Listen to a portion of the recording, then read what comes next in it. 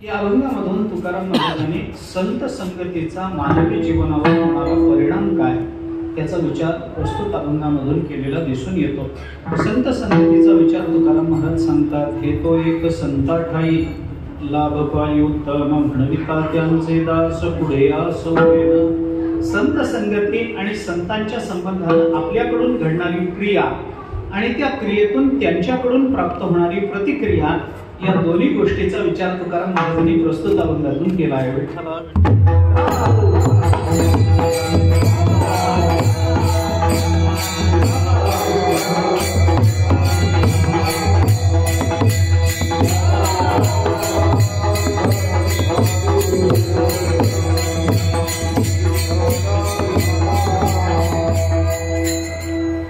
शास्त्राचं चिंतन थोडंसं असं आहे की माणसाचं जे जीवन आहे या जीवनावर तीन पद्धतीचे ऋण असतात बरं का।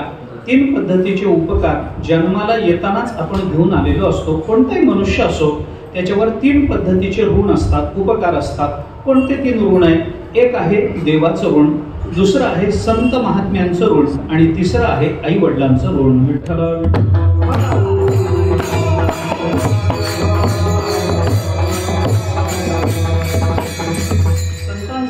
भगवंताचे ऋण आहे आणि माता पित्यांचे ऋण आहे। या ऋणातून उतरावी होण्याचा माणसाने प्रयत्न केला पाहिजे। देवाचं ऋण, आई वडिलाचं ऋण, संतांचं ऋण फिटतं का हो? तर फिटत नसतं महाराज। आपण किती प्रयत्न केले, ज्ञानोबराय तुकोबरायांचा आपल्यावर जे उपकार आहेत त्यांचे त्या उपकारातून उतरावी होण्याकरता आपण काय केलं म्हणजे ज्ञानोबरायांचे उपकार फिटतील? काय केलं म्हणजे तुकोबरायांचं ऋण आपल्यावरचं फिटेल? काही करता येत नाही। आपल्या कातड्याचे जोडे करून जरी ज्ञानोबराय तुकोबरायांच्या पायात घालण्याचा प्रयत्न केला तरी त्यांचं ऋण आपल्यावरचं फिटत नाही। आई बापाचं ऋण कसं फिटेल? संतांचं ऋण, गुरुचं ऋण, परमात्म्याचं ऋण कसं फिटणार आहे? भगवंताने आपल्याला मनुष्य म्हणून जन्माला घातलं, देवाचं ऋण आहे आपल्यावर। भगवंताने आपल्याला, संतांनी आपल्याला सद्विचारानं चालण्याची प्रेरणा दिली, संतांचं ऋण आहे आपल्यावर। आणि आई बापाने आपल्याला हा मानवी देह दिला, आई बापाचं ऋण आहे। हे आपल्याला फेडता येत नाही। आपण कितीही प्रयत्न केले तरी हे ऋण आपल्याला फेडता येत नाही। पण ऋणाचं असं असतं, ते जरी फेडता आलं नाही तरी सुद्धा ते येत नाही म्हणून न फेडण्याचा प्रयत्नही न करणं म्हणजे तो अधिकाधिक मोठा दोष मानला जातो।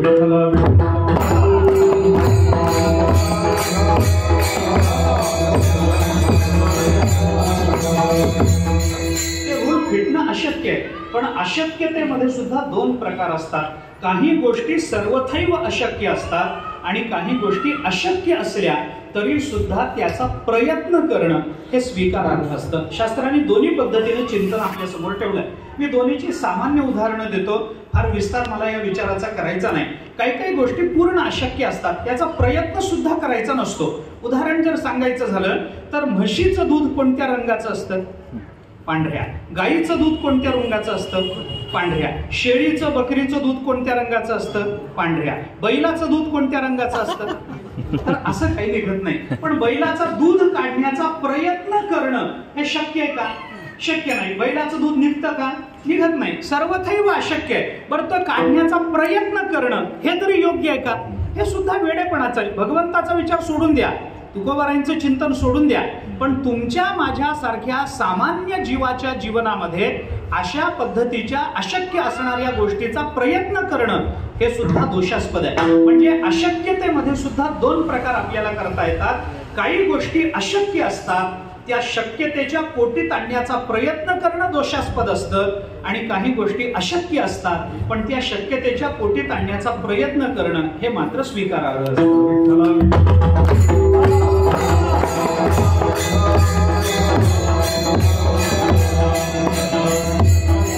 बैलाचं दूध काढणं सर्वथैव अशक्य आहे, काढण्याचा प्रयत्न करणं मूर्खपणाचं लक्षण आहे। पण आई बापाचे, ज्ञानोबराय तुकोबरायांचे हे उपकार आपल्यावरचे फिटणं सर्वथैव अशक्य आहे, पण ते अशक्य आहे म्हणून प्रयत्नच न करणं हे दोषास्पद आहे। ते उपकार फिटण्याकरता त्यांची स्तुती करणं, त्यांची सेवा करणं, त्यांच्या ग्रंथाचं चिंतन करणं, वारी करणं, त्यांच्या मनासारखं जीवन जगण्याचा प्रयत्न करणं हे मात्र त्यांच्या कृपेच्या प्राप्तीच्या साधनेचं एक महत्वाचं माध्यम आहे असं आपल्याला म्हणता येऊ शकतं. संतांचे उपकार फिटणार नाहीत, आईबापाचे उपकार फिटणार नाहीत, पण फिटणारच नाहीत असं म्हणून त्याच्यासाठी प्रयत्नच न करणं हे मात्र मूर्खपणाचं आहे.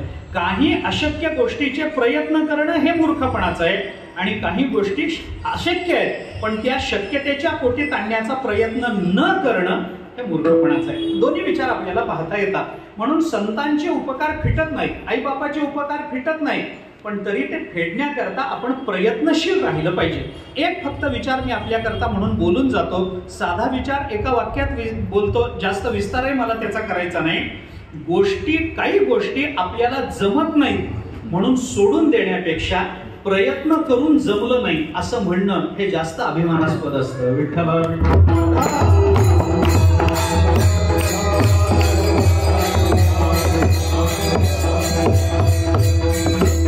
साधं उदाहरण देतो. आता वारी उद्यावर आली, आपल्याला प्रस्थान उद्या, परवा आपल्याला चालत जायचंय, निघायचं पंढरपूरला.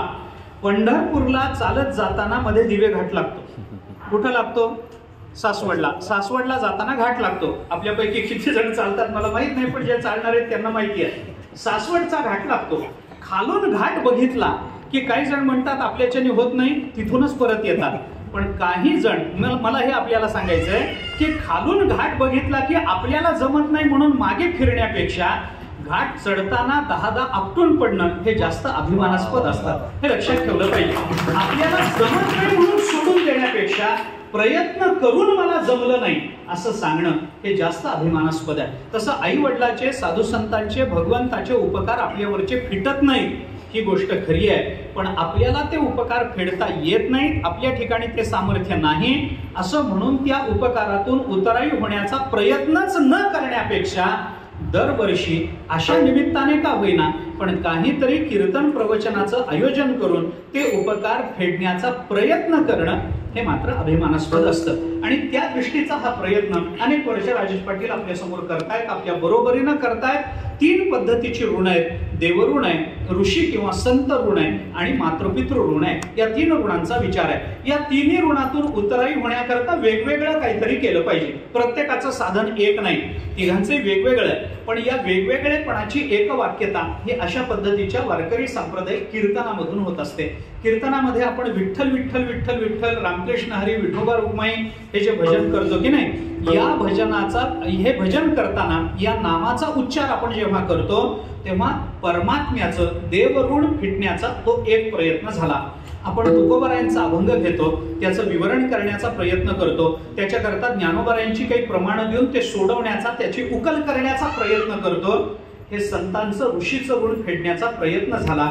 आणि हे सगळं झालेलं जे कीर्तन आहे, हे कीर्तन ज्यांच्या पुण्यस्मरणाकरता आपण करतो आहोत, तो हेतू डोळ्यासमोर ठेवून हे कीर्तन करणं हे मातृपितृ ऋणातून उतराई होण्याचा प्रयत्न आहे.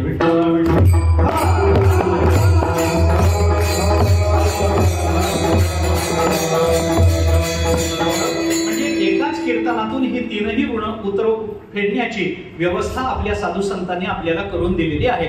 म्हणून या कीर्तनाचा विचार आपण करतो. या कीर्तनामधून काय कसं बाकीचा विचार आपल्याला बोलायचा नाही, पण हे कीर्तन आपण प्रतिवर्षी करतो. पितृस्मरणार्थ हे कीर्तन आपल्याकडून होतं आणि आपण ती सेवा करतो.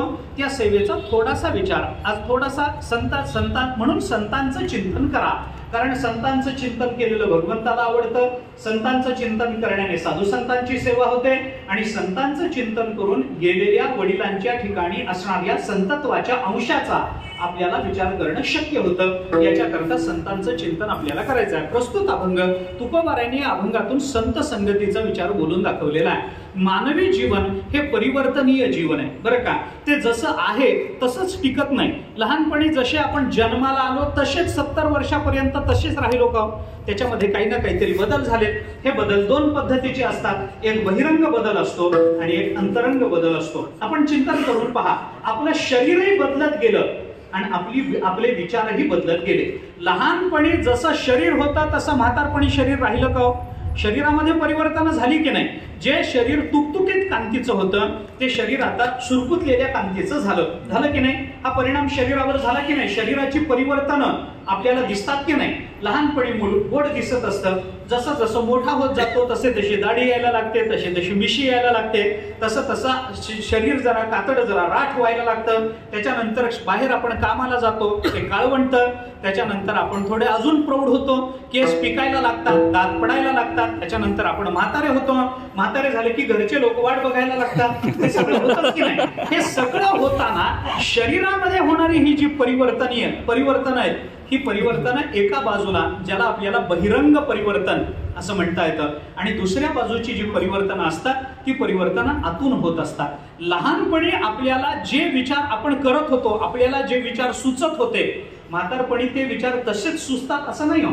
म्हातारपणी आपली बुद्धी जरा प्रगल्भ होते, आपले विचार जरा प्रगल्भ व्हायला लागतात. म्हातारपणाचा विचार वेगळा, तारुण्यातला विचार वेगळा, प्रौढावस्थेतला विचार वेगळा आणि बाल्यावस्थेतला विचार वेगळा. बाल्यावस्थेमध्ये अज्ञानाचं प्राबल्य असल्यामुळे जो विचार केला जातो त्या विचाराला वैचारिक अधिष्ठान काही नसतं, प्रासंगिक स्वरूपाचा तो विचार असतो. समोरचा प्रसंग साजरा करणं एवढ्यापुरताच बालपणातला विचार असतो. तारुण्यातला विचार जरा जास्त स्वार्थी असतो. आपल्याला भोग मिळाले पाहिजेत, सुख मिळाले पाहिजेत. कारण तारुण्यामध्ये जरी अविद्या असली तरी त्याच्या बरोबरीनं अविवेक जन्माला आलेला असतो. त्याच्यामुळे बाल्यावस्थेमध्ये स्वार्थ नसतो पण अज्ञान असतं. तारुण्यामध्ये अज्ञानाबरोबर जरा स्वार्थ, अविवेक जन्माला येतो. प्रौढावस्था निर्माण झाली की हळूहळू तो अविवेक कमी व्हायला लागतो. त्याची कारणं अनेक असतील पण तो अविवेक कमी व्हायला लागतो.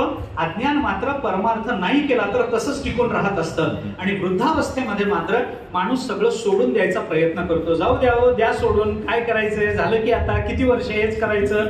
म्हातारपणामध्ये जरा निवृत्तीचा विचार अधिक असतो. प्रवृत्तीपासून निवृत्तीपर्यंतच्या विचाराचा प्रवास हा बाल्यावस्थेपासून म्हातारपणापर्यंत मानवी जीवनामध्ये घडतो. हा अंतरंग बदल माणसाचा आपल्याला मानला पाहिजे. एक बहिरंग परिवर्तन आहे, एक अंतरंग परिवर्तन आहे. बहिरंग आणि अंतरंग ही जी दोन परिवर्तन आहेत, या दोन परिवर्तनाचा जरा वेगळ्या परिभाषेत विचार करायचा झाला तर मानवी जीवनामध्ये काही परिवर्तन ही अपरिहार्यतेनं होत असतात आणि काही परिवर्तन हे प्रयत्नानं सिद्धीला जात असतात.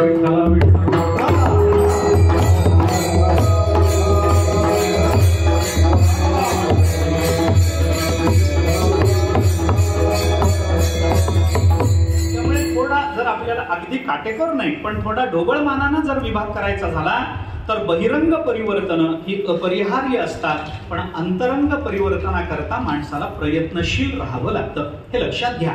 माणूस जर प्रयत्नशील नाही झाला तर बहिरंग परिवर्तन घडतात पण अंतरंग परिवर्तन घडत नाही. मला ज्ञानोबाराय याला सहाय्यभूत आहे. ज्ञानोबाराय याच्यासाठी मला प्रमाण आहे. ज्ञानोबाराय बोलताना असं म्हणतात की काही लोकांचं वय वाढतं पण बुद्धी जर वाढत नसेल तर वय वाढणं हे अपरिहार्य होणारं परिवर्तन आहे.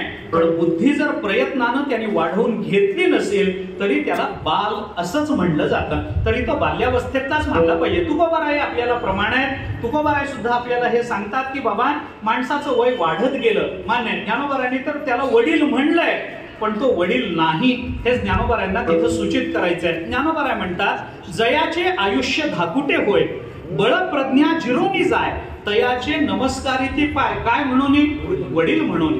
वडील म्हणून तयाचे पाय नमस्कारिती. पण बळ जाई नका पण प्रज्ञा जिरोनी जाय हा मात्र मानवी जीवनाचा अपमान आहे.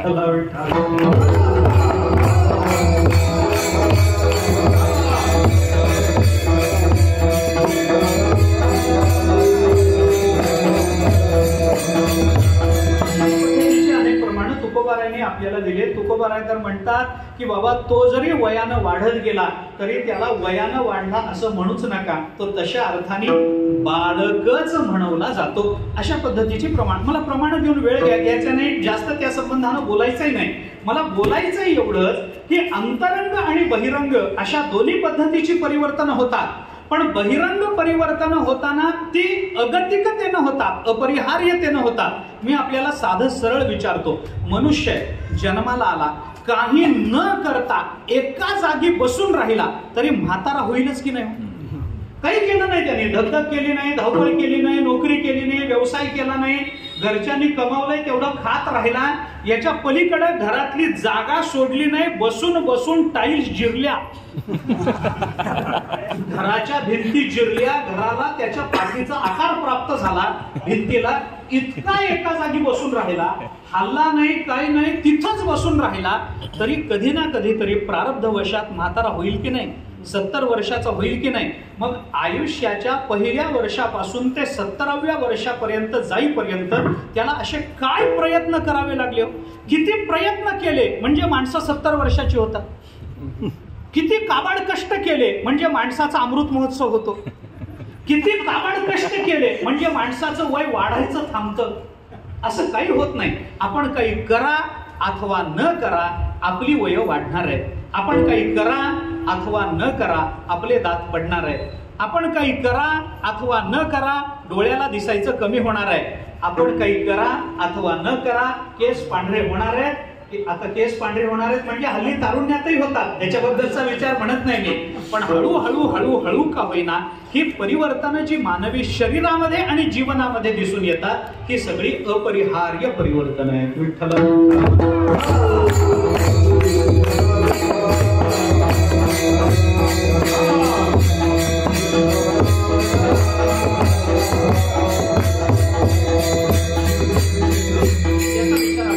बघा, हे शरीराचं परिवर्तन, हे जे बाह्य परिवर्तन आहे हे अपरिहार्यतेनं होतं, पण काही परिवर्तन हे अंतरंगातली परिवर्तन आहेत. अंतरंगातली ही परिवर्तन अपरिहार्यतेनं होत नाही. मनुष्य काही न करता जागेवर बसून राहिला म्हणजे तो विचारानं प्रगल्भ होतो असं आपल्याला म्हणता येणार नाही. त्याला विचाराची प्रगल्भता यायला, विचाराची परिपक्वता यायला आपल्याला, किंवा आपल्याला इंग्रजी मधली भाषा, मी शुद्ध मराठी म्हणतो त्याला, इंग्रजी जर म्हणायचं झालं तर ती मॅच्युरिटी यायला काही प्रयत्न करावे लागतात. जागेवर बसून माणसाची बुद्धी प्रगल्भ होत नाही. त्याच्याकरता ज्ञानेश्वरी वाचावी लागेल, त्याच्याकरता गाथ्याचं चिंतन करावं लागेल, त्याच्याकरता चांगल्या चांगल्या विचारांचा परामर्श घ्यावा लागेल, त्याच्याकरता चांगल्या चांगल्या विचारांची मीमांसा करावी लागेल, आपली बुद्धी त्या कसोटीला घासावी लागेल, आपल्या बुद्धीला उचित अनुचिताचा विचार समजून घेण्याकरता काही संत वाङ्मयाचं चिंतन करावं लागेल, त्याच्याकरता वडीलधाऱ्या माणसाचं ऐकावं लागेल. आणि असं करत करत करत करत करत या प्रयत्नाने त्याच्या अंतरंगातला बदल घडत जातो. त्या बदलाला आपल्याला प्रयत्नपूर्वक झालेली परिवर्तन म्हणता येतात. विठ्ठला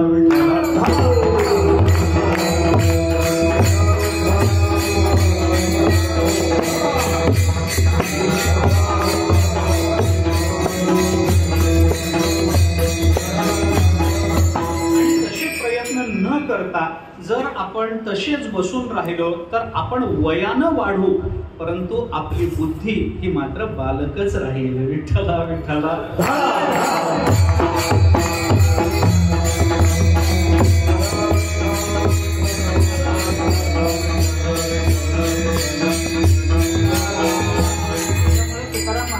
अशा अविचारी माणसाचा वय वाढलं पण ज्याची बुद्धी वाढली नाही, त्यांची निंदा अनेक प्रकारांनी, अगदी शेवटचा प्रकार त्याचा जर सांगायचा झाला तर तुकाराम महाराज म्हणतात, विचार नाही नर खर तो कैसा, पाठीव आहे ज्ञान भार लगड जैसा.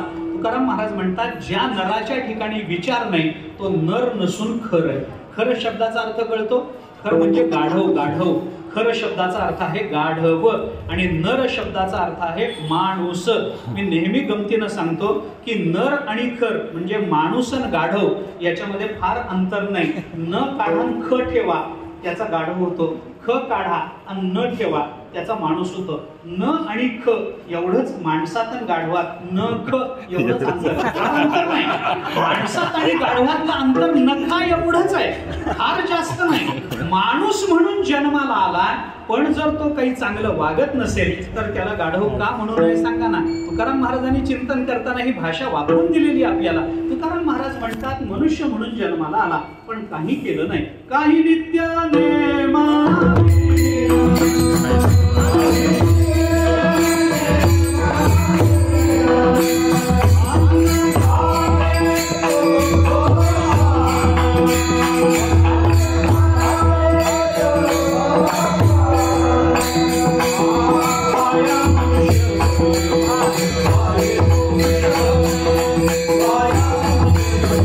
Bye.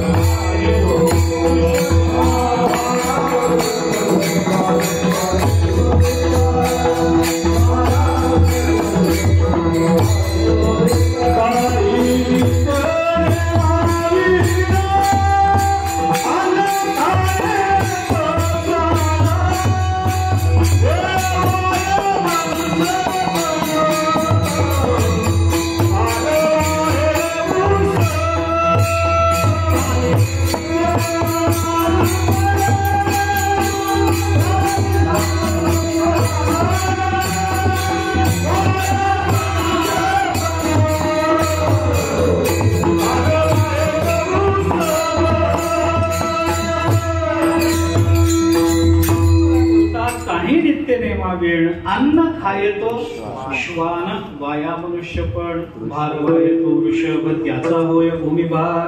तुकाराम महाराज सांगतात की बाबा अशा लोकांचा भूमीला भार होत असतो, त्यांचं ओझं होत असतं. म्हणून मनुष्य म्हणून जन्माला आला, पण जर तो मोठा होत नसेल तर त्याचं मोठं न होणं ही त्याच्या मनुष्यत्वाची झालेली हानी आहे. म्हणून हे प्रयत्नपूर्वक आपल्याला लहानपणापासून आपले आई वडील जे संस्कार करतात, आपल्या लहानपणी पसायदान जे शिकवतात, ते कशा करता म्हणायचं, तुकोबारांचे अभंग पाठ करून घेतात, कशा करता म्हणून घ्यायचे, त्या शब्दाचा आपल्या जीवनावर होणारा जो परिणाम असतो त्या परिणामाने आपली बुद्धी परिपक्व होत असते, आपली बुद्धी प्रगल्भ होत असते. आणि तशा पद्धतीची प्रगल्भता हे आपल्याला अपरिहार्यतेनं येणार नाही. अपरिहार्यतेनं आली असती तर जगतामध्ये सगळे मनुष्य म्हणून जन्माला आलेले जीव मुक्त व्हायला पाहिजे होते, सगळे ब्रह्मज्ञानी व्हायला पाहिजे होते. जर जागेवर बसून सगळं ज्ञान आलं असतं तर चाललं नसतं. ब्रह्मज्ञान जरी होय उठाउठी तरी का हिमकुटी वेदशास्त्रे. तुकोबारा बोलतात अरे ब्रह्मज्ञान असं उठाउठी जर झालं असतं तर वेदशास्त्र काही वेडी आहेत काय, ती आपल्याला एवढा बोध करून देतात. ज्ञानोबारांना एवढा 9000 ओवे आपल्याला सांगायचं काही अडलं होतं काय. ज्ञानोबारांना अनुभवामृत चांगदेव 65 सारखे हरिपाठासारखा ग्रंथ आपल्या समोर मांडायचं काही अडलं होतं का, काही नाही. याच्याकरता दोन पद्धतीच्या परिवर्तनाचा विचार करा. एक बहिरंग परिवर्तन आहे, एक अंतरंग परिवर्तन आहे. बहिरंग परिवर्तन अपरिहार्यतेनं घडत असतं, अंतरंग परिवर्तन हे प्रयत्नानं करून घ्यावं लागतं. आणि याचा अगदी सोपा विभाग जर करायचा झाला तर जिथं अपरिहार्यतेनं बदल घडतात त्याला संसार म्हणा, पण जिथं प्रयत्नपूर्वक बदल घडवून घ्यावे लागतात त्याला परमार्थ म्हणा. विठ्ठल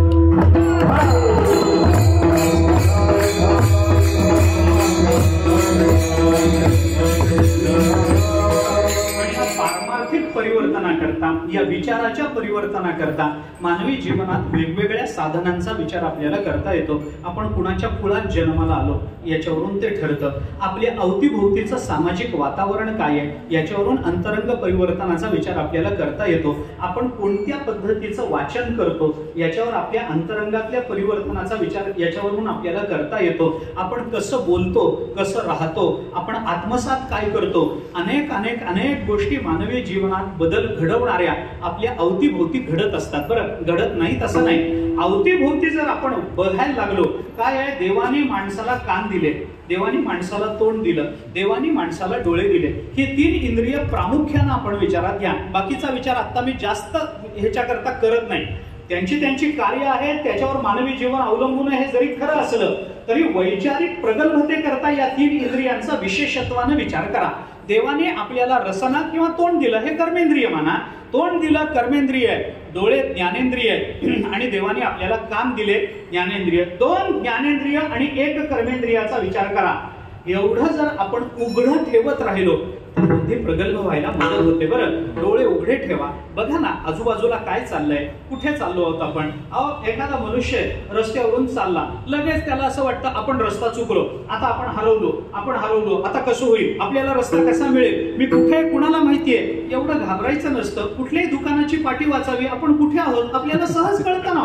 फक्त डोळे उघडे ठेवा, घाबरायचं कारण राहत नाही. बरं, डोळे उघडे ठेवले जरी वाचता आलं नाही तरी देवाने हे कर्मेंद्रिय दिले ना तोंड. कुणाला तरी विचारा ना, अहो मी कुठल्या भागात आहे, मला अमक्या अमक्या भागात जायचंय, जायचा रस्ता काय. देवाने तोंड दिलंय ना, नाही तिथं बोलायची सवय आहे तर माणसाने आवश्यक तिथं बोलावं की नाही. आवश्यक तिथं बोलावं, तोंड उघडं ठेवावं. नाही, कानावर काहीतरी आजूबाजूला पडतच असतं. माणसं आपापसात बोलत असतात, अहो काय करावं, आज अख्ख्या आळंदीमध्ये पाणी नाही, म्हणजे ओळखून घ्यावं की आपण आळंदीत आहोत. म्हणजे झालं की नाही. नुसतं कानावर पडलं तरी आपल्याला विचार कळतो.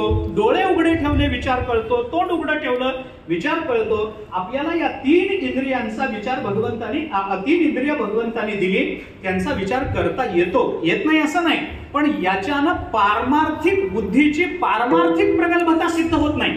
याच्यानं कदाचित तुम्ही संसारातले शहाणे व्हाल, याच्याने कदाचित तुम्ही संसारातले पंडित व्हाल, याचा अर्थ आपली पारमार्थिक प्रगल्भता या विचाराने येईलच असं नाही. मग पारमार्थिक प्रगल्भता कशाने येईल? आपण काय वाचन करतो, आपल्या अवतीभोवतीचं वातावरण काय आहे, आपण कुठल्या कुळामध्ये जन्माला आलो, आपलं रक्त कोणतं, 7-7 पिढ्याची परंपरा घरात पंढरपूरच्या वारीची तुकोबारायांची आपल्याला दिसून येते. या घराण्यामध्ये तुकोबाराय अवताराला आले. लक्षात घ्या, 7-7 पिढ्या ज्ञानोबारायांच्या पंढरपूरची वारी आहे, त्यामध्ये ज्ञानोबारायांचा अवतार झालाय. हे लक्षात घ्या. आपल्या घरामध्ये 2, 4, 5, 6 पिढ्या तरी पंढरपूरची वारी चालू आहे. नसली तर निदान आपण तरी त्याचे मूळ पुरुष कसं का असे ना, पण सुरू तर झालंय ना, हरकत नाही ना, आपली पुढची पिढी पारमार्थिक होईल ना. नाही म्हणायचं काय कारण आहे आपल्याला? या सगळ्या वातावरणाचा परिणाम माणसाच्या पारमार्थिक प्रगल्भतेकरता होतो. हे जरी खरं असलं तरी ही प्रगल्भता आणि या प्रगल्भतेची प्रक्रिया या कारणाने जर घडत असेल तर ती अत्यंत संथपणानं घडत असते. मग मानवी जीवनावर लवकरात लवकर पारमार्थिक संस्कार व्हावेत आणि त्याची बुद्धी पारमार्थिक रूपानं प्रगल्भ व्हावी, याच्याकरता एकच माध्यम जास्त महत्वाचं असतं की जिथं वेगानं प्रगल्भता येते, आणि ते माध्यम म्हणजे आपण कुणाची संगती करतो. हे महत्वाचं आहे. तुमची सामाजिक परिस्थिती परिणाम करते, तुमचं वाचन परिणाम करतं, तुमची इंद्रिय परिणाम करतात, प्रगल्भतेकरता परिणाम करतात. पण हा परिणाम अत्यंत संथ गतीनं होत असतो. पण अत्यंत वेगानं पारमार्थिक प्रगल्भता यायची असेल तर त्याच्याकरता एकच उपाय असतो, आपण कुणाच्या संगतीत जायचं हे आपल्याला ठरवता आलं पाहिजे.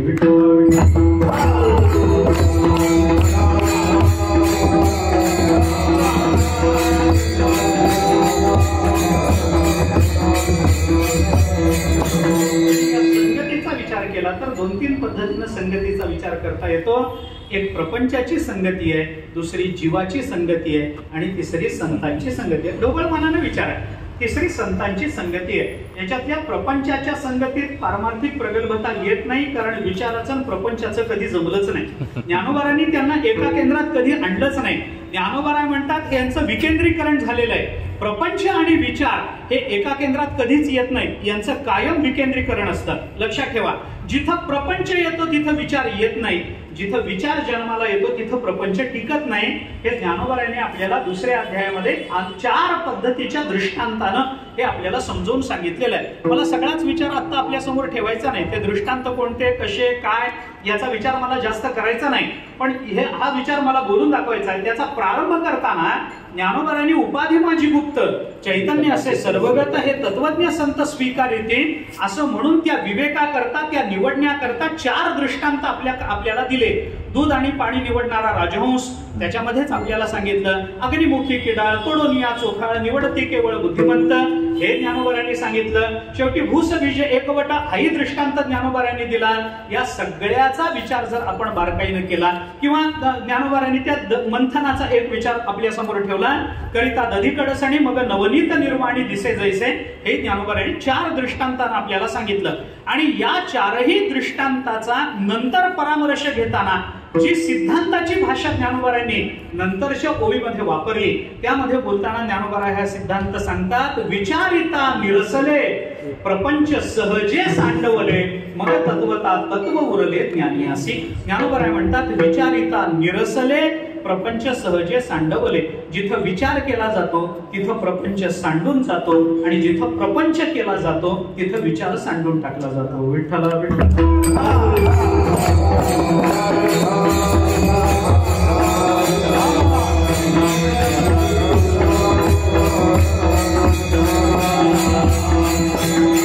विचार केला प्रपंच निवृत्त झाला, आणि प्रपंच केला विचार निवृत्त झाला. म्हणून प्रपंच करणाऱ्यांना विचार करता येत नाही, आणि जे खरे विचार करतात ते सहसा प्रपंचामध्ये पडत नाही. लक्षात ठेवा, हे दोन्ही हे विकेंद्रीकरण आहे. कारण 2 विचारांचं विकेंद्रीकरण आहे, हे एकेंद्रीकरण नाही. एका केंद्रात हे येत नाही. जिथं ज्ञान येतं तिथं जर प्रपंच आला असता तर ज्ञानानं प्रपंचाचा म्हणजे अविद्येचा नाश झाला असता किंवा त्या अविद्येचा लय झाला असता असा सिद्धांत वेदांतांनी मांडला नसता. ज्ञान आहे तिथं प्रपंच नाही, जिथं प्रपंच आहे तिथं ज्ञान नाही, असा विचार आपल्याला करावा लागेल. प्रपंचाचं वैविध्य ज्या अर्थी स्वीकारलं जातं त्या अर्थी ते वैविध्य ज्या अर्थी दिसलं ते अज्ञानजन्यच मानलं पाहिजे. कारण अज्ञाना वाचून भेद दाखवणारं या जगतामध्ये दुसरं कोणीही नाही. विठ्ठला विठ्ठला.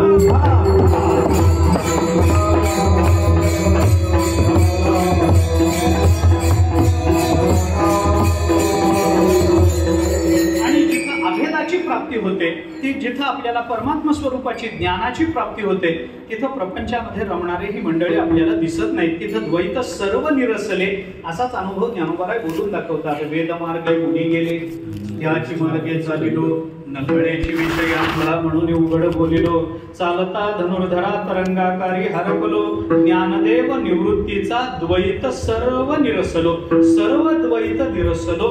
हे ज्ञानोबारांची भाषा आहे महाराज. आणि याचा जर सत्वशुद्धीचा हा कार्य गुरुकृपामृत तुषारे सासिंधलेली ओसरे द्वैत दैन्य. ज्ञानोबारांनी तिथं द्वैताला दैन्य म्हणून ते द्वैन्य ओसरले ही भाषा बोलून दाखवली. याचा अर्थ काय? जिथं गुरुकृपा झाली तिथं ब्रह्मज्ञान झालं, जिथं ब्रह्मज्ञान झालं तिथं द्वैत केलं, तिथं दैन्य गेलं. हे जर ज्ञानोबारांची भाषा असेल तर विचार आणि प्रपंच यांचं विकेंद्रीकरण आपल्याला स्वीकारलं पाहिजे. प्रमाणानं, युक्तिवादानं, तर्कानं कोणत्याही पद्धतीनं आपल्याला सिद्ध करता येतं.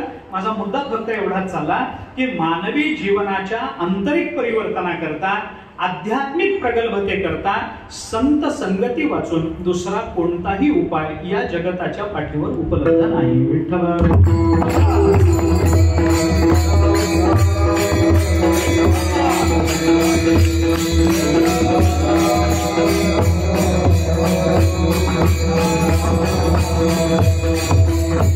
परमात्म्याला सुद्धा संत संगती वाचून आपली याच अभंगामध्ये आपल्याला शेवटी विचार करायचा आहे. तुला म्हणे संत सेवा हेची देवा उत्तम. हे इथंच विचार आपल्याला पाहता येतो. पुराणामध्ये चिंतन आहे. नारद पुराणामध्ये नारदांच्या मुखामध्ये हे वाक्य आलंय बरं. न तपांसी न तीर्थानी न जयंतीच संसार सागरोत्तारे सज्जना सेवनम विना. नारद महर्षी बोलून दाखवता की तुम्ही तप करा, तुम्ही काय वाटेल ते करा, तुम्ही ज्ञान मिळवण्याचा प्रयत्न करा, तुम्ही तीर्थयात्रा करा, या कशानेही आपल्याला संसाराच्या पलीकडे जाता येणार नाही. मग संसार सागरोत्तारे काय उपाय? सज्जना सेवनम विना. सज्जनांचं सेवन केल्याशिवाय तुम्हाला या संसारातून पलीकडे जाण्याचा कोणताही मार्ग उपलब्ध नाही. अरे संत सेवा देवाला सुद्धा प्रिय वाटते अशी अनेक प्रमाण आपल्याला देता येतील. मला आता तो विषय महत्वाचा नाही, पण संत संगती महत्वाची. आता संत संगती आपण पारमार्थिक प्रगल्भते करता करा इथपर्यंतचा विचार झाला. पण सामान्य मनुष्य नेहमी हा प्रश्न विचारतो. तुकोबारांनी सांगितलं बाबा संत संगती करा, संत संगतीशिवाय दुसरा कोणताही उपाय नाही. जीवनाची धन्यता संत संगतीनेच होते.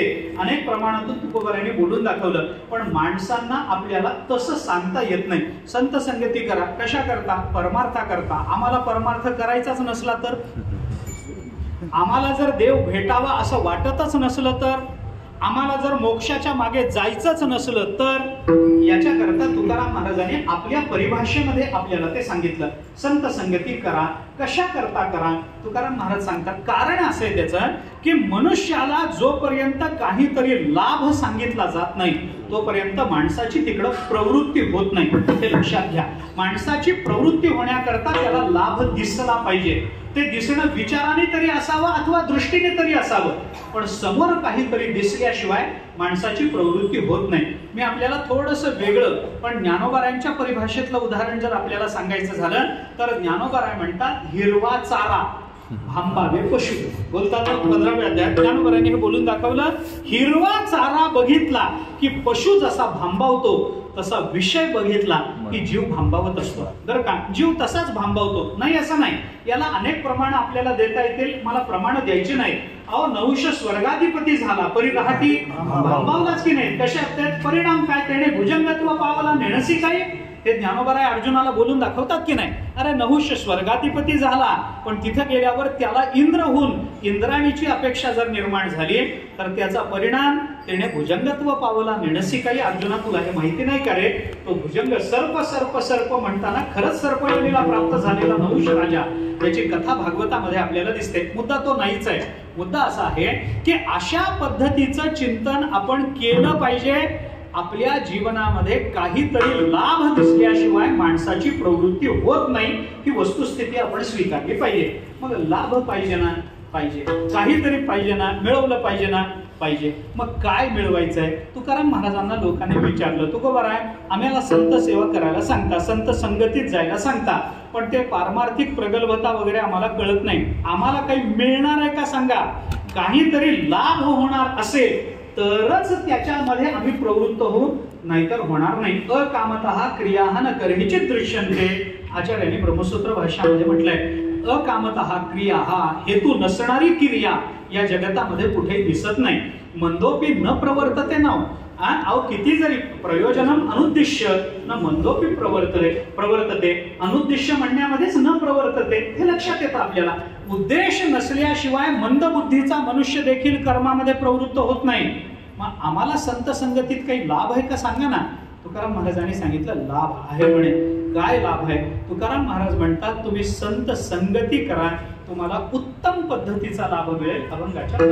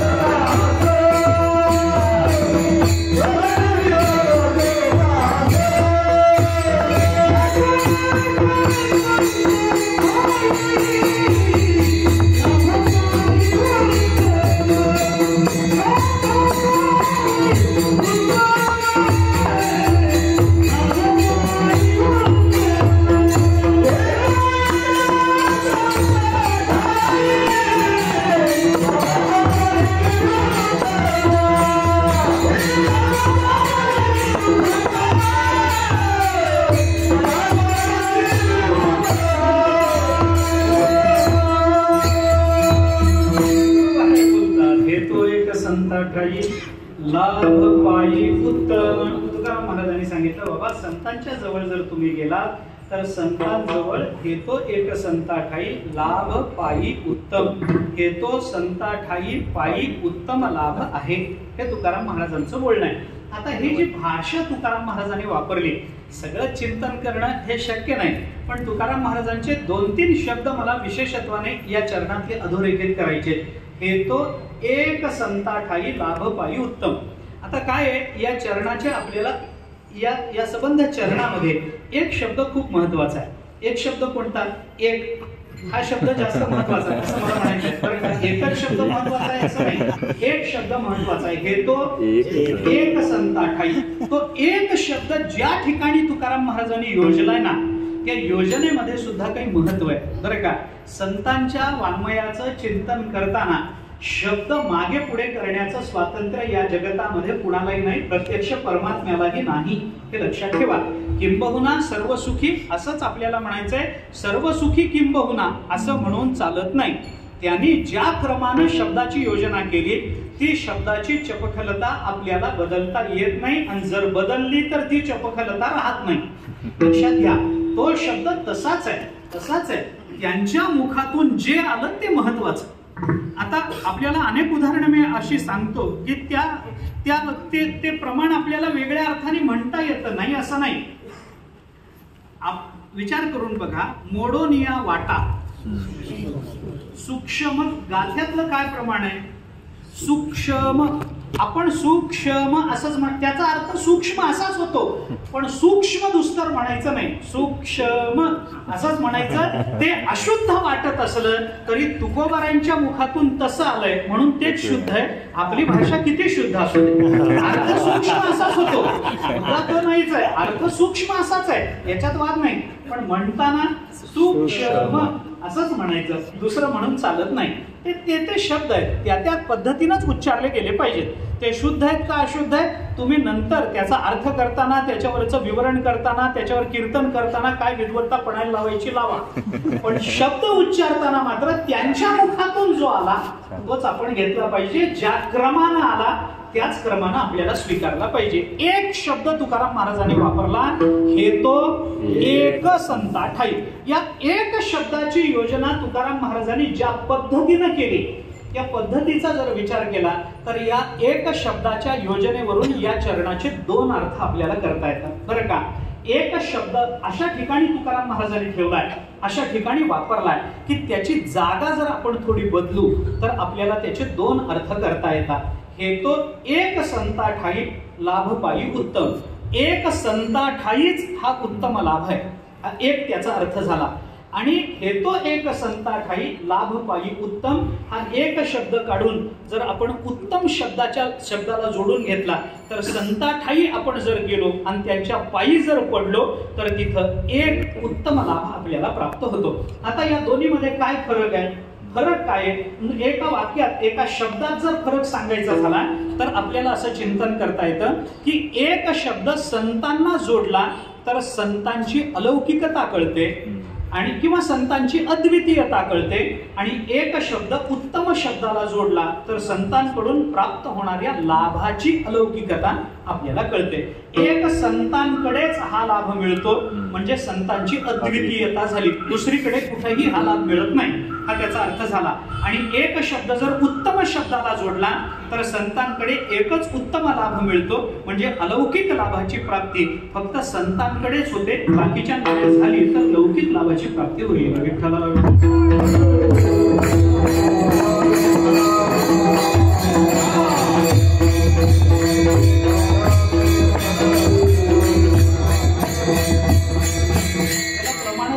बरीच देतो, देता येतीलही, आपल्याला तो मुद्दा महत्वाचा नाही, पण बाकीच्यांकडे होणारा लाभ आणि संतांकडे होणारा लाभ याच्यातला फरक एक शब्द उत्तम शब्दाला जोडला तर कळतो आणि बाकीचे कोणीच हा अलौकिक लाभ करून देऊ शकत नाहीत. याच्याकरता संत सोडून बाकीच्यांचा अभाव सिद्ध करण्याकरता आपल्याला संतांची अद्वितीयता एक शब्द संतांकडे जोडून सिद्ध करता येते. आपल्याला थोडा विचार त्याचा करता येईल. परमात्मा लाभ देत नाही का?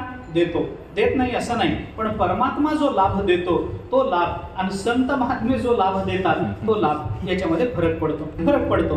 परमात्मा लाभ देतो मी त्याला लौकिकच मानेन, पण ज्ञानोबाराय जो लाभ देतात त्याला मी अलौकिक लाभ म्हणेन. बरं का, दोन्हीमध्ये फरक आहे. मला देवाला कमी लेखायचं नाही, देवाला अजिबात मला कमी लेखायचं नाही, पण ज्ञानोबारायांची स्तुती करताना देवाला कमी लेखावं लागेल तर एका पायावर माझी तयारी आहे. बरं का, कारण माझ्यासारख्या सामान्य माणसाच्या दृष्टीनं अंतःकरणातून विचार केला तर मला भगवंतापेक्षा ज्ञानोबारायांचं महत्व काकणभर जास्त वाटतं. बरं का, त्याची कारण काय असतील ती असू देत, मला त्याची चर्चा करायची नाही, तो माझा विषय झाला, सोडून द्या तो विषय. परंतु बाकीच्यांकडून होणारा लाभ, संतांकडून होणारा लाभ, संतांकडूनच होणारा लाभ आणि बाकीच्यांकडून न होणारा लाभ याचा विचार आपण करा. म्हणून एक शब्द संतांना जोडला की संतांची अद्वितीयता सिद्ध होते आणि एक शब्द जर लाभाला किंवा उत्तम शब्दाला जोडला तर लाभाची अलौकिकता सिद्ध होते. असे दोन स्वतंत्र अन्वय, दोन स्वतंत्र अर्थ एक या शब्दाच्या योजनेतून आपल्याला करता येतात. मी आपल्याला दोन्हीची प्रमाण देतो. एक शब्द संतांना जोडला तर हे तो एक संता ठाई हा लाभ फक्त संतांकडेच होतो, बाकी कुणाकडेही होत नाही. मनुष्य काय म्हणतो, अहो अमकी अमकी वस्तू एक आमच्या गावात मिळते, बाकी मुंबईला गेला तरी मिळत नाही. मनुष्य म्हणतो की नाही, एक आमचं गाव आहे हो, बस तिथंच हे वातावरण आहे, बाकी जगात कुठंच असं वातावरण नाही. आता हा काही जग फिरून आलाय का? नाही, पण तो म्हणताना म्हणतो कारण त्याला आपल्या गावाची अद्वितीयता सिद्ध करायची. जगात माझ्या गावासारखं दुसरं गाव नाही असं त्याला सांगायचंय. एक माझ्याकडेच हा लाभ मिळतो, नाहीतर दुसरीकडे जगात कुठेही गेला तरी मिळत नाही. तसा हा लाभ फक्त संतांकडेच मिळतो. आता हे झालं संतांची अद्वितीयता. पण हाच एक शब्द उत्तम शब्दाला जोडला तर संतांकडे एक उत्तम लाभ मिळतो. आता एक उत्तम लाभ मिळतो म्हणजे संतांकडे एकच लाभ मिळतो आणि तो उत्तम असतो असा त्याचा अर्थ नाही. एक उत्तम लाभ याचा थोडा वेगळा अर्थ करतो, पुढे मला बोलता येईल पण जास्त विस्तार करता येणार नाही, म्हणून आता विषय आलाय तर सांगून जातो. एक उत्तम लाभ याचा विग्रह करताना षष्ठी तत्पुरुष समासाने करा असं माझं म्हणणं आहे. एक उत्तम लाभ, एक हा शब्द संख्यावाचक घ्यायचा नाही, एक हा शब्द ब्रह्मवाचक घ्यायचा, परमात्मा वाचक घ्यायचा. देव किती आहे? एक. आपला तो एक देव करून घ्यावा. एक धरिला चित्ती, आम्ही रखुमाईचा पती. एक आहे ना, एको देव हा केशवोवा शिवोवा म्हणतो की नाही आपण. एको देव हा सर्वभूतेषु गुणः सर्वव्यापी सर्वांतरात्मा. उपनिषद बोलताना एक शब्द परमात्मा वाचक मानला गेला. मग एक लाभ संतांकडे होतो, याचा अर्थ संख्येनं एक लाभ होतो असं नाही. एक लाभ होतो, षष्ठी तत्पुरुष समास करा, एकाचा लाभ संतांजवळ होतो. एक कोण आहे? परमात्मा. म्हणजे संतांकडे जर आपण गेलो तर संतांकडे आपल्याला परमात्म्याचा लाभ होतो, हा त्याचा अर्थ होतो. विठ्ठला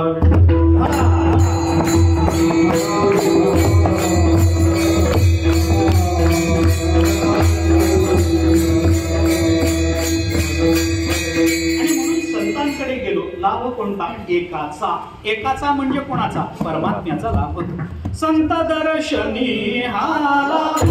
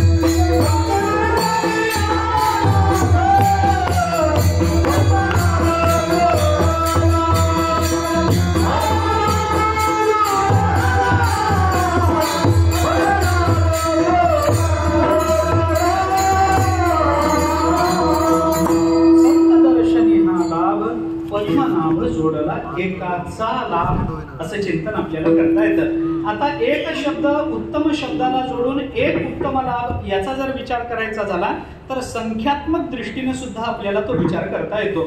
संतांजवळ एक लाभ असतो. एक लाभ म्हणजे संख्येनं विचार करायचा झाला तर जगतामध्ये एकमेव लाभ असा आहे की ज्या लाभानंतर लाभाची संकल्पना संपून जात असते, बरं का. तो एक लाभ कोणता याचा फार विचार मला ज्ञानाचा लाभ आहे का, भक्तीचा लाभ आहे का, भक्ती प्रेमाचा लाभ आहे का, कुंडलिनी जाग करण्याचा लाभ वगैरे, त्या लाभामध्ये मी अडकत नाही. पण याच अभंगाचा जर विचार केला तर या अभंगामध्ये उत्तम शब्दाला एक शब्द तुकोबारांनी ज्या अर्थी जोडलाय आणि एक उत्तम लाभ म्हणून ज्याचा विचार केलाय त्याचा एकाचा विचार याच अभंगामध्ये तुकाराम महाराजांनी केलेला आपल्याला दिसून येतो. कुठे केला? त्या उत्तम शब्दाचाच विचार करताना आपल्याला ते चिंतन करता येतं. याच्याकरता काय करा, फार विस्तार नाही, पण प्रत्येक चरणाचा शेवटचा शब्द फक्त बाजूला काढा, आपल्याला लगेच उत्तम लाभाचं चिंतन करता येतं, बरं का. प्रत्येक चरणाचा शेवटचा शब्द बाजूला काढा आणि आपल्याला तसं सांगत जातो. आपण घेतो एक संता ठाई लाभ पायी उत्तम बाजूला काढा. म्हणविता त्यांचे दास पुढे आस उरेना बाजूला काढा. कृपादान केले संती कल्पांतीही सरेना बाजूला काढा. आणि तुका म्हणे संत सेवा याची देवा उत्तम बाजूला काढा. काय शब्द आले? उत्तम, उरेना, सरेना, उत्तम. 4 शब्द बाजूला आले. उत्तम, उरेना, सरेना, उत्तम. वर एक उत्तम, खाली एक उत्तम, मध्ये उरेना सरेना. आलं? जमलं? उत्तम, उत्तमाचं संपुट उरेना आणि सरेना याला तुकोबारांनी लावलं, बरं का. उत्तम, उरेना, सरेना, उत्तम या सगळ्याचा अर्थ अन्वय सांगतो, विस्तार करत नाही, सरळ अन्वय सांगतो. उत्तम, उरेना, सरेना, उत्तम हा संत संगतीतला सर्वात मोठा लाभ आहे. म्हणजे काय? काय उरेना हे उत्तम आणि काय सरेना हे उत्तम हे संत संगतीशिवाय अन्यत्र कळत नाही. हा संत संगतीतला सर्वात मोठा भाग.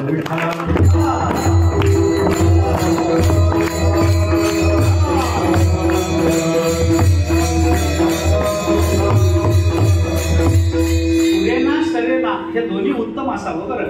काही पुरेना हे उत्तम असलं पाहिजे आणि काही सरेना हे उत्तम असलं पाहिजे. हे संत संगतीशिवाय अन्यत्र कळत नाही. लक्षात ठेवा. मी त्याचे अनेक प्रमाण आपल्याला देईल. काय असतं, माणसाच्या जीवनामध्ये सगळंच उरत नाही आणि सगळंच सरत नाही. काही गोष्टी उराव्या वाटतात त्या सरतात आणि काही सराव्या वाटतात त्या जन्मजन्मात उरून बसतात. शोकांतिका हीच आहे. उरावं वाटतं ते सरत जातं, सरावं वाटतं ते उरून बसतं. आम्हाला आयुष्य उरावं वाटतं का सरावं वाटतं? उरावं वाटतं ते सरत चाललंय. आणि दुःख सरावं वाटतं का उरावं वाटतं? सरावं वाटतं ते अनेक जन्माचं उरून बसलंय. झालंय का नाही असं? मग काय उरेना उत्तम आणि काय सरेना उत्तम हे कळलं पाहिजे की नाही. म्हणून आपल्याला त्याचे विकल्प करता येतात. तुम्ही घरी जाऊन निवांत विचार करा. मला लगेच काही फार त्याचा विस्तार करायचा नाही. पण काही गोष्टी आता सांगतो, काही गोष्टी उरून उरतात, काही गोष्टी उरून सरतात, काही गोष्टी सरून उरतात आणि काही गोष्टी सरून सरतात.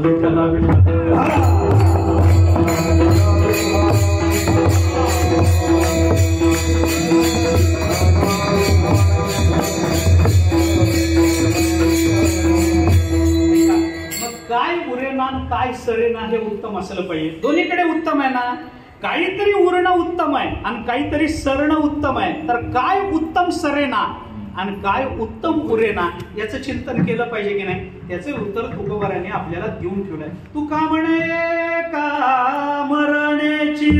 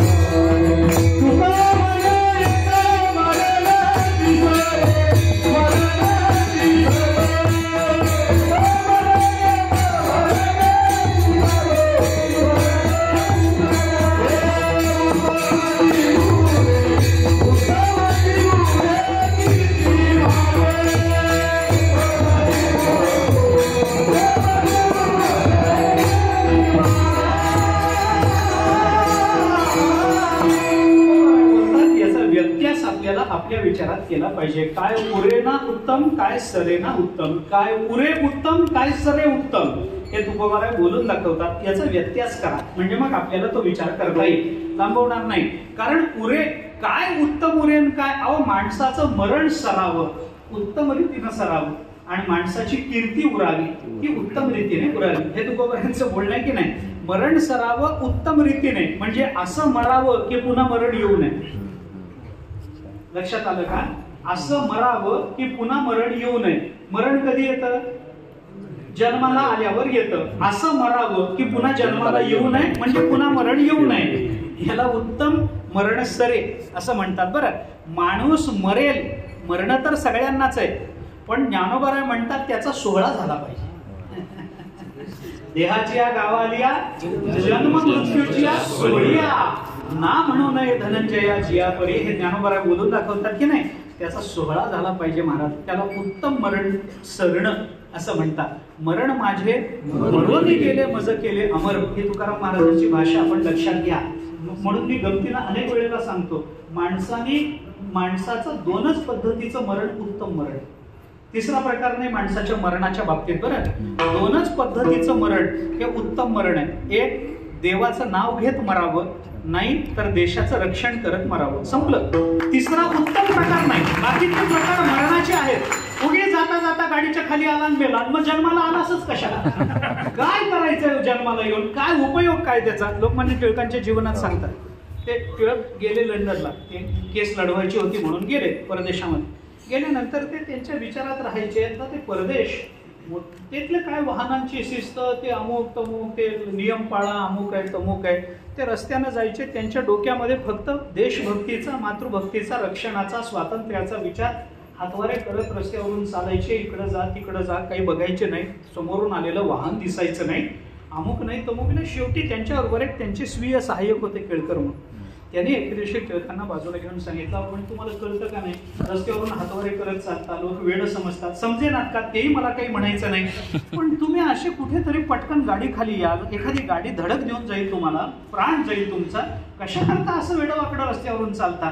त्यावेळेला टिळकांनी त्यांना सांगितलं, कुणाच्या तरी गाडी खाली मरायला जन्माला आलो नाही, भारत मातेचं संरक्षण करायला जन्माला आलो.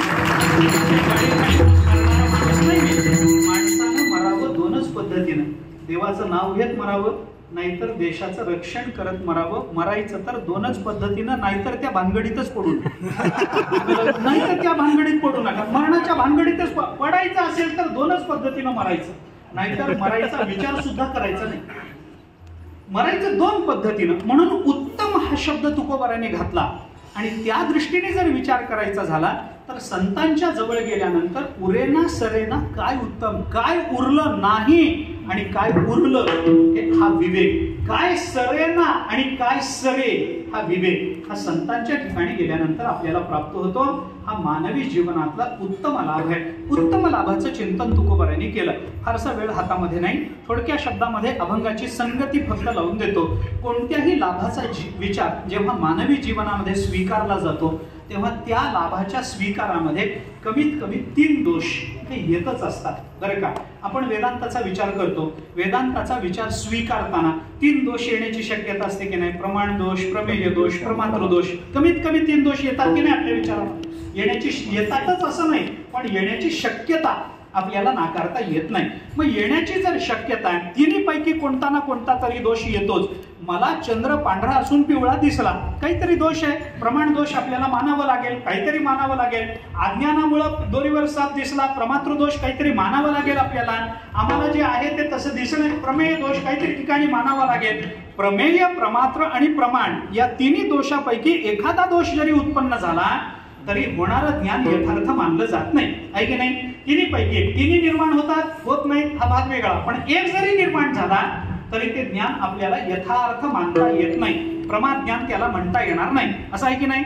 तसाच विचार आपल्याला इथेही करावा लागतो. म्हणून मी थोडा विचार वेगळा सांगतो, दृष्टांत काढून टाकतो त्याच्यातले. तुकाराम महाराजांनी आपल्याला उत्तम पद्धतीचा लाभ सांगितला. संत संगतीत जा, तुम्हाला उत्तम पद्धतीचा लाभ मिळेल, मान्य आहे. मग लोकांनी तुकाराम महाराजांना विचारलं की तुकोबाराय, तुम्ही आम्हाला संतांजवळ गेल्यानंतर उत्तम लाभ आहे असं आम्हाला सांगता, आम्हाला विचारानं पटलंय, पण याच्यामध्ये 3 दोष येण्याची शक्यता आम्हाला वाटते. आम्ही तुम्हाला दोष विचारतो. म्हणे विचारा, काय दोष आहे. म्हणे त्यांनी सांगितलं, पहिला दोष असा आहे की तुम्ही आम्हाला संत संगतीत उत्तम लाभ सांगताना सांगतो. मग पहिला दोष येतो ते संतांवरच पहिला दोष येतो. म्हणजे संतांवर दोष कसा येईल, संतांवर दोष येण्याची शक्यता कशी. म्हणजे संतांमध्ये दोष नाही, संतांवर दोष येण्याची शक्यता आहे. म्हणजे कसा येईल. त्यांनी सांगितलं, आम्हाला लाभ पाहिजे, म्हणजे लाभ आमच्या जीवनाचं साध्य झालं. त्याच्याकरता आम्ही काय केलं पाहिजे, संत संगती केली पाहिजे. म्हणजे संत संगती हे झालं साधन, बरोबर. म्हणजे संत संगती या साधनाने उत्तम पद्धतीचा लाभ आम्ही मिळवला पाहिजे. लाभ हे झालं, उत्तम लाभ हे झालं साध्य, आणि त्याच्याकरता संत हे झालं साधन. आता त्या साधनावर पहिला दोष येतो. काय दोष येतो. तुम्ही संतांच्या संगतीमध्ये उत्तम लाभ सांगता, पण दोष असा आहे की ते संत काही सहज कोणालाही मिळतात का. सहज मिळतात. अरे संत काय असे चौकात बसले का की जा त्यांच्या चरणाजवळ उत्तम लाभ प्राप्त करून घ्या. ज्ञानोबाराय भेटणं सोपं आहे का, तुकोबाराय भेटणं सोपं आहे का, साधी गोष्ट आहे का. अहो भगवंताला भेटायला 15 दिवस पुरतात निळोबारायांना, पण तुकोबारायांना भेटायला 42 दिवस लागतात. कोण अवघड मला सांगा. बहु अवघड. मी प्रमाण फार देत नाही, वेळेची मर्यादा म्हणून. बरं, बहु अवघड आहे ना संत भेटी, बहु अवघड असेल. बाकीचा विचार सोडून द्या, जगजेठी करुणा केली न केली काय तो विषय वेगळा, पण संत संगती सोपी नाही हे लक्षात घ्या. संत संगती करता जीवन व्यतीत करावं लागतं, तरी संत संगती होईलच याची शाश्वती देता येत नाही. एक वेळ भगवंताची प्राप्ती सोपी आहे, एक वेळ भगवंताची कृपा सोपी आहे, पण संतांची कृपा होणं हे जीवनामध्ये अत्यंत कठीण आहे, अत्यंत अवघड. हे संत संगती आपल्याला त्याची प्रमाण खूप आहेत, मला फार लांबवायचंही नाही. पण महत् संगस्तु दुर्लभो अगम्यो अमोघश्च. आपल्याला नारद महर्षीने सांगितलं संतांची संगती दुर्लभ आहे, अगम्य आहे आणि अमोघ आहे. आता दुर्लभ कशामुळे, अगम्य कशामुळे आणि अमोघ कशामुळे त्याचा विचार मला फार करायचा नाही. पण प्राप्तीच्या बाबतीत दुर्लभतेचा विचार करा, ज्ञानाच्या बाबतीत अगम्यतेचा विचार करा आणि परिणामाच्या बाबतीत अमोघतेचा विचार करा. विठ्ठल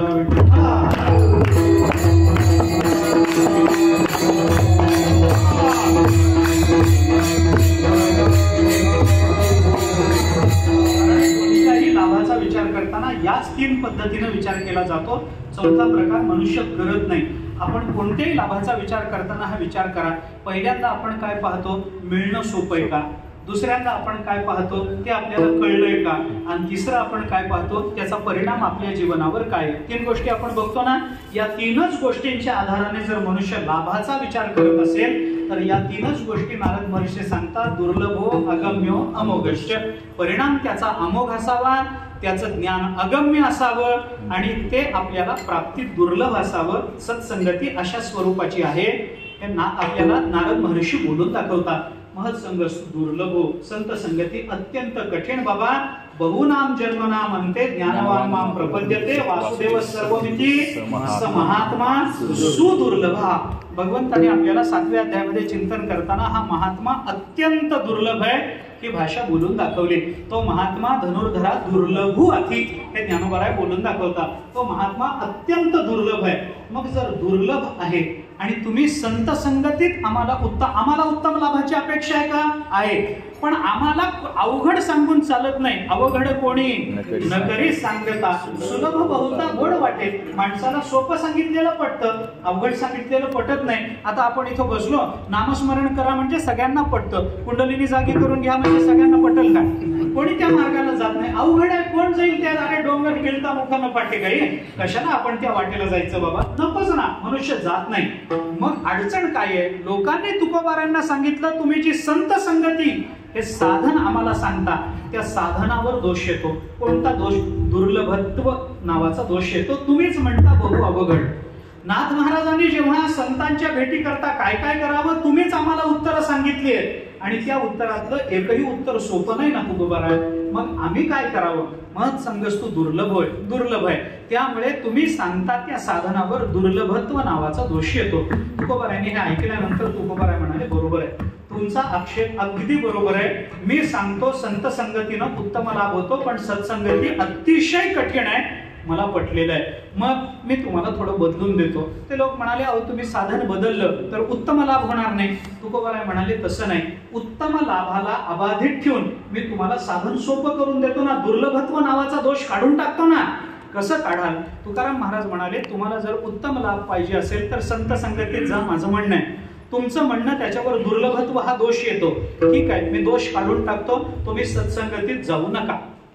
तुम्हाला ते म्हणाले मग लाभ प्राप्त होणार, लाभ देतो तुम्हाला पण सत्संगतीत जाऊ नका. ते म्हणले संत संगतीत न जाता लाभ कसा होईल. तुकाराम महाराजांनी ते सोपं करून त्यांना सांगितलं, दुर्लभत्व काढून टाकलं आणि तुकाराम महाराज म्हणाले तुम्ही संत संगतीत जाऊ नका, एक काम करा, बसल्या ठिकाणी मी नुसतं त्यांचा दास आहे एवढंच म्हणा, हे जास्त सोपं आहे, तुम्हाला तोच लाभ प्राप्त होईल दुसऱ्याच्या.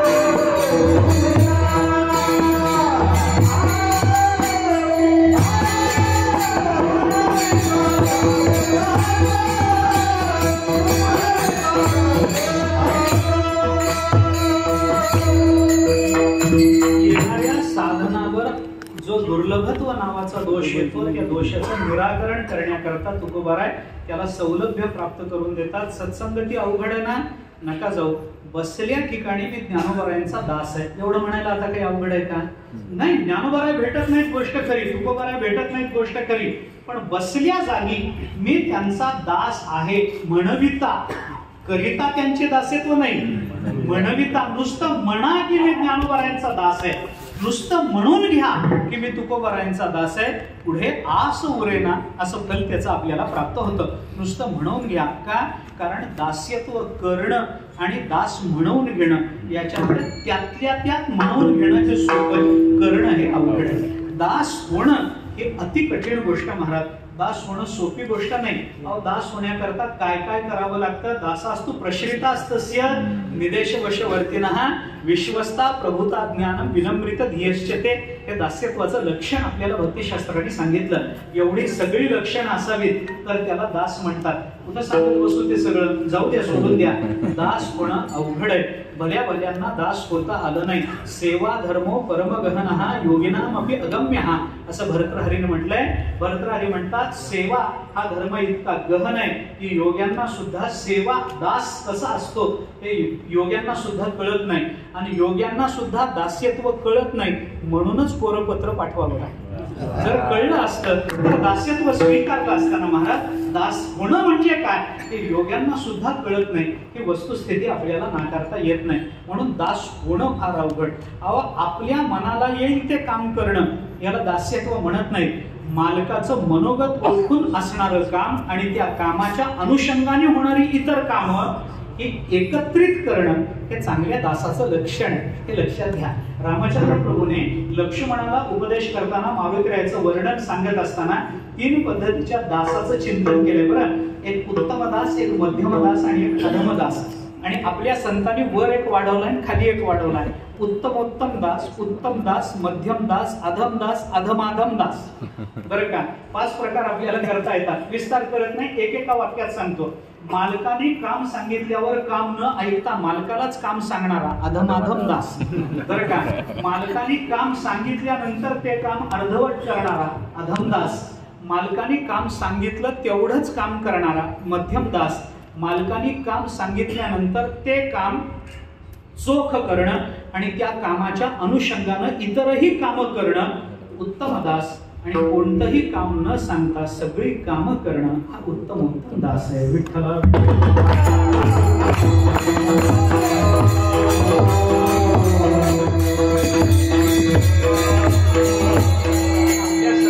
आपल्या संप्रदायातला उत्तमोत्तम दास कोण असेल तर तो परमात्मा आहे. सर्व काम करी न सांगता करी सर्व काम.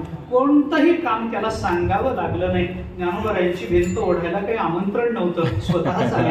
जनाबाई बरोबर दळू लागायला आमंत्रण नव्हतं, स्वतःच आले. न सांगता करी सर्व काम, कोणतंही काम. म्हणून सगळ्यात उत्तम दास कोण आहे? संतांचा बरं, तुमचं आमचं नाही. तर परमात्मा हा उत्तमोत्तम दास. आणि अधमाधम दासाची उदाहरणं सांगायचं कारण नाही, आपण सगळे त्या वर्गातले. कशा करता मी आपल्याला सांगतो, कशा करता आपलं ओझं, प्रपंचाचं ओझंही आपण त्याच्यावर टाकतो. देव आपल्याला प्रपंच नीट करा म्हणतो तर आपण त्याला म्हणतो आमचाच प्रपंच तूच कर बाबा, आम्हाला काय कळत नाही. आम्ही त्याच्यावरच भार टाकून मोकळे होतो. जाऊ द्या, मुद्दा सोडून द्या. उत्तमोत्तम दास, दास होणं अति कठीण असतं. त्याच्यापेक्षा होण्यापेक्षा म्हणविता. म्हणून तुकाराम महाराज म्हणाले फक्त म्हणवून घ्या. म्हणे निवृत्ती दासू अवधारी जोजी. निवृत्ती दास, ज्ञानोबारांनी स्वतःला निवृत्तीनाथ महाराजांचा दास म्हणून घेतलं. दास म्हणून घ्या. दास्यत्व हे एवढं स्वीकारा, म्हणवून घ्या. सोपं केलं. लोकांनी तुकोबारांना सांगितलं तुम्ही केलं ते बरोबर आहे. आता दुर्लभत्व नावाचा साधनेवरचा दोष गेला, पण आता दुसरा एक दोष आमच्या मनात येतो, तो साध्यावरच येतो. काय साध्यावर दोष आहे?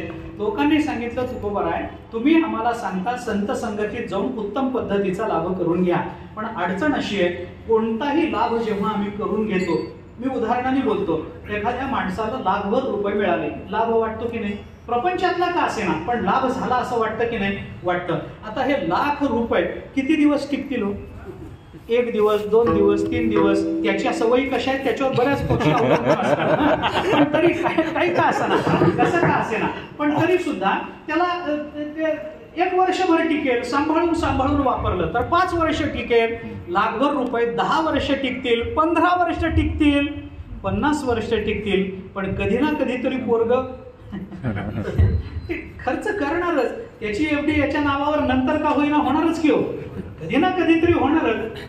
असं चालायचं. पित्याचे जे काय धन पुत्रा कोण वंचित तो बोलून दाखवतात. पित्याचे जे काय धन, अरे पित्याचं धन पुत्राशिवाय दुसऱ्या कोणाला मिळणार आणि तो खर्च करणार. मग कधी ना कधीतरी तो लाभ निवृत्त होणार आहे, त्याला काळाचं परिमाण लागलेलं आहे. म्हणून तुम्ही सांगता त्या लाभावर नश्वरत्व हा दोष येतो. तुम्ही सांगता त्या साधनेवर दुर्लभत्व हा दोष आहे.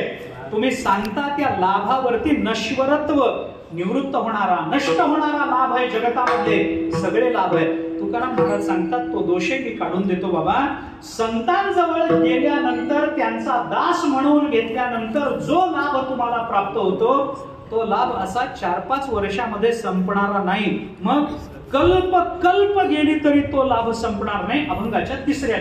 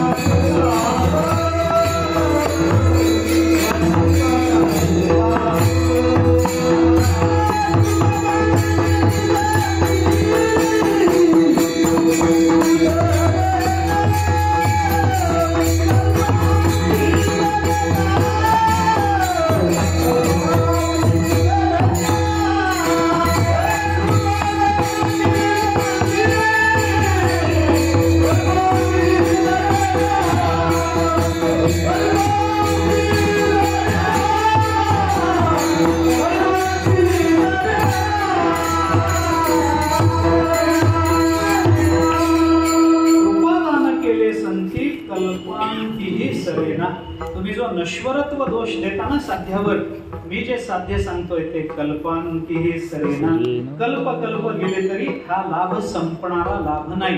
कोणता लाभ? कृपादान केले संती, कृपादान केले संती. कृपा दान हे 2 शब्द एकत्रित केले बरं तुकोबारांनी. नाहीतर कृपा वेगळी असते आणि दान वेगळं असतं बरं का. मी गमतीनं सांगतो, कृपा वेगळी, दान वेगळं आणि अनुदान त्याच्यापेक्षा वेगळं. तिसरा प्रकार फार विचित्र आहे. कृपा वेगळी असते, दान वेगळं असतं. न मागता होते ती कृपा आणि मागितल्यानंतर मिळतं ते दान बरं का. रेडा काही मागायला गेला नव्हता म्हणून होता कृपा तुमची पशु बोले वेद बरं का. तिथं वापरलेला शब्द कृपा असा. न मागता होते ती कृपा. रेडा मागायला गेला नाही, माझं कल्याण करा, माझ्या डोक्यावर हात ठेवा, माझ्या मुखातून वेद प्रकट करून घ्या, काही मागायला गेला नाही. होता कृपा तुमची पशु बोले वेद, निर्जीव चाले भिंत महिमा गात. निळोबारांनी ज्ञानोबारांची जी आरती केली त्या आरतीमध्ये पहिला शब्द निळोबारांनी वापरला होता कृपा तुमची कृपा. न मागता होते ती कृपा, आणि मागितल्यानंतर याचना केल्यानंतर मिळतं ते दान. आता विश्वात्मके येणे वाग्यते दोषावे, दोषोनी मज द्यावे, असं मागितल्यामुळे पसाय दाने, त्याला दान म्हणावं लागतं. मागितल्यानंतर मिळतं ते दान, न मागता होते ती कृपा. बरं का, म्हणजे आता या दोन्हीतला फरक लक्षात घ्या बरं. न मागता होते ती कृपा, मागितल्यानंतर मिळतं ते दान, आणि घेणाऱ्याला देणाऱ्याला दोघालाही लाज नसते ते अनुदान. हे त्याच्या पुढचा प्रकार. कशा करता मी बोलतो, पुढचा विचार सोडून द्या. पण कृपादान हा याचा विग्रह करावा लागतो. ही संधी केली तुकाराम महाराजांनी. वास्तविक कृपा शब्द वेगळा आहे, दान शब्द वेगळा आहे, पण तुकाराम महाराजांनी त्याची संधी करून कृपा दान असा एकच शब्द केलाय. आपण गाथा काढून बघा, कृपादान एक शब्द आहे, दोन स्वतंत्र शब्द नाहीत. मग त्याचा विग्रह करायचा झाला तर संधीचा विग्रह करताना कुठला तरी विचार करावा लागतो, प्रकार करावा लागतो. पुन्हा तेच करा. काय करा? षष्ठी तत्पुरुष. कृपा दान केले संती, म्हणजे कृपेचं दान. कृपा आणि दान आणि कृपेचं दान दोन्ही पद्धतीने आपल्याला हा समास सोडवता येऊ शकतो. द्वंद्व करा चालेल, षष्ठी तत्पुरुष करा चालेल. द्वंद्व करत असताना कृपा आणि दान केले संती असं करा. संतांनी काही वेळेला मागितल्यानंतर आपल्याला दिलं, आणि संतांनी न मागता बरंचसं आपल्याला दिलं. चिंतन करून पहा आपण. काही वेळेला न मागता दिलं, काही वेळेला मागून दिलं. काही वेळेला तुकोबारायांना प्रार्थना करावी लागली, तेव्हा निळोबारायांना दर्शन झालं. आणि तुकोबारायांचे जे 4-4.5 अभंग आपल्या पदरात पडले, ते आपण काही तुकोबारायांना मागायला गेलो होतो काय? नाही. त्यांनी आपल्यावर केलेली ती कृपा आहे. गाथा म्हणजे तुकोबारायांनी केलेली कृपा, ज्ञानेश्वरी म्हणजे ज्ञानोबारायांनी केलेली कृपा, हरिपाठ म्हणजे ज्ञानोबारायांची तुमच्या माझ्यावर झालेली कृपा. हे लक्षात घेतलं पाहिजे. आणि अशी कृपा संत महात्मे करतात, कृपाही करतात. कृपा आणि दान केले संती, कल्पांती हे सरेना द्वंद्व समास करा. नाही तर कृपा दान म्हणत असताना षष्ठी तत्पुरुष करा.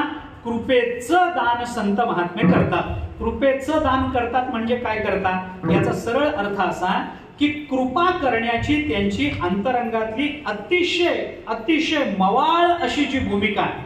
ज्ञानोबारायांच्या भाषेत बोलायचं झालं तर, आता उपायवन वसंतू, आज्ञेचा आहे वतंतू, अमूर्तची परिमूर्तू कारुण्याचा. हे जे कारुण्य त्यांच्या अंतःकरणात साठवले की नाही, हे कारुण्याचं प्रकट रूप म्हणजे त्यांनी केलेली कृपा आहे.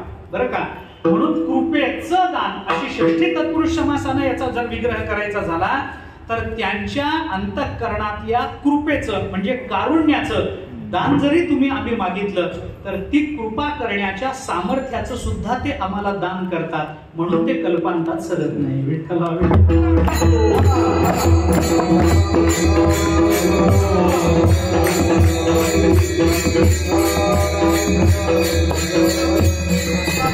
अनेकांचं दातृत्व आपण बघितलं असेल. त्या दात्यांना जे मागितलं ते त्यांनी दिलं असेल. हरिश्चंद्राचं चिंतन चरित्र आपल्या समोर आहे. स्वप्न पडलं राज्याचं दान, तर राज्याचं राज्य जोडीमध्ये टाकून दिलं. आपल्याला हे सगळं चरित्र माहिती आहे. पण जगतामध्ये असा दुसरा कोणी दाता झाला नाही. बरं का, ऐका, थोडं स्पष्ट बोलतो.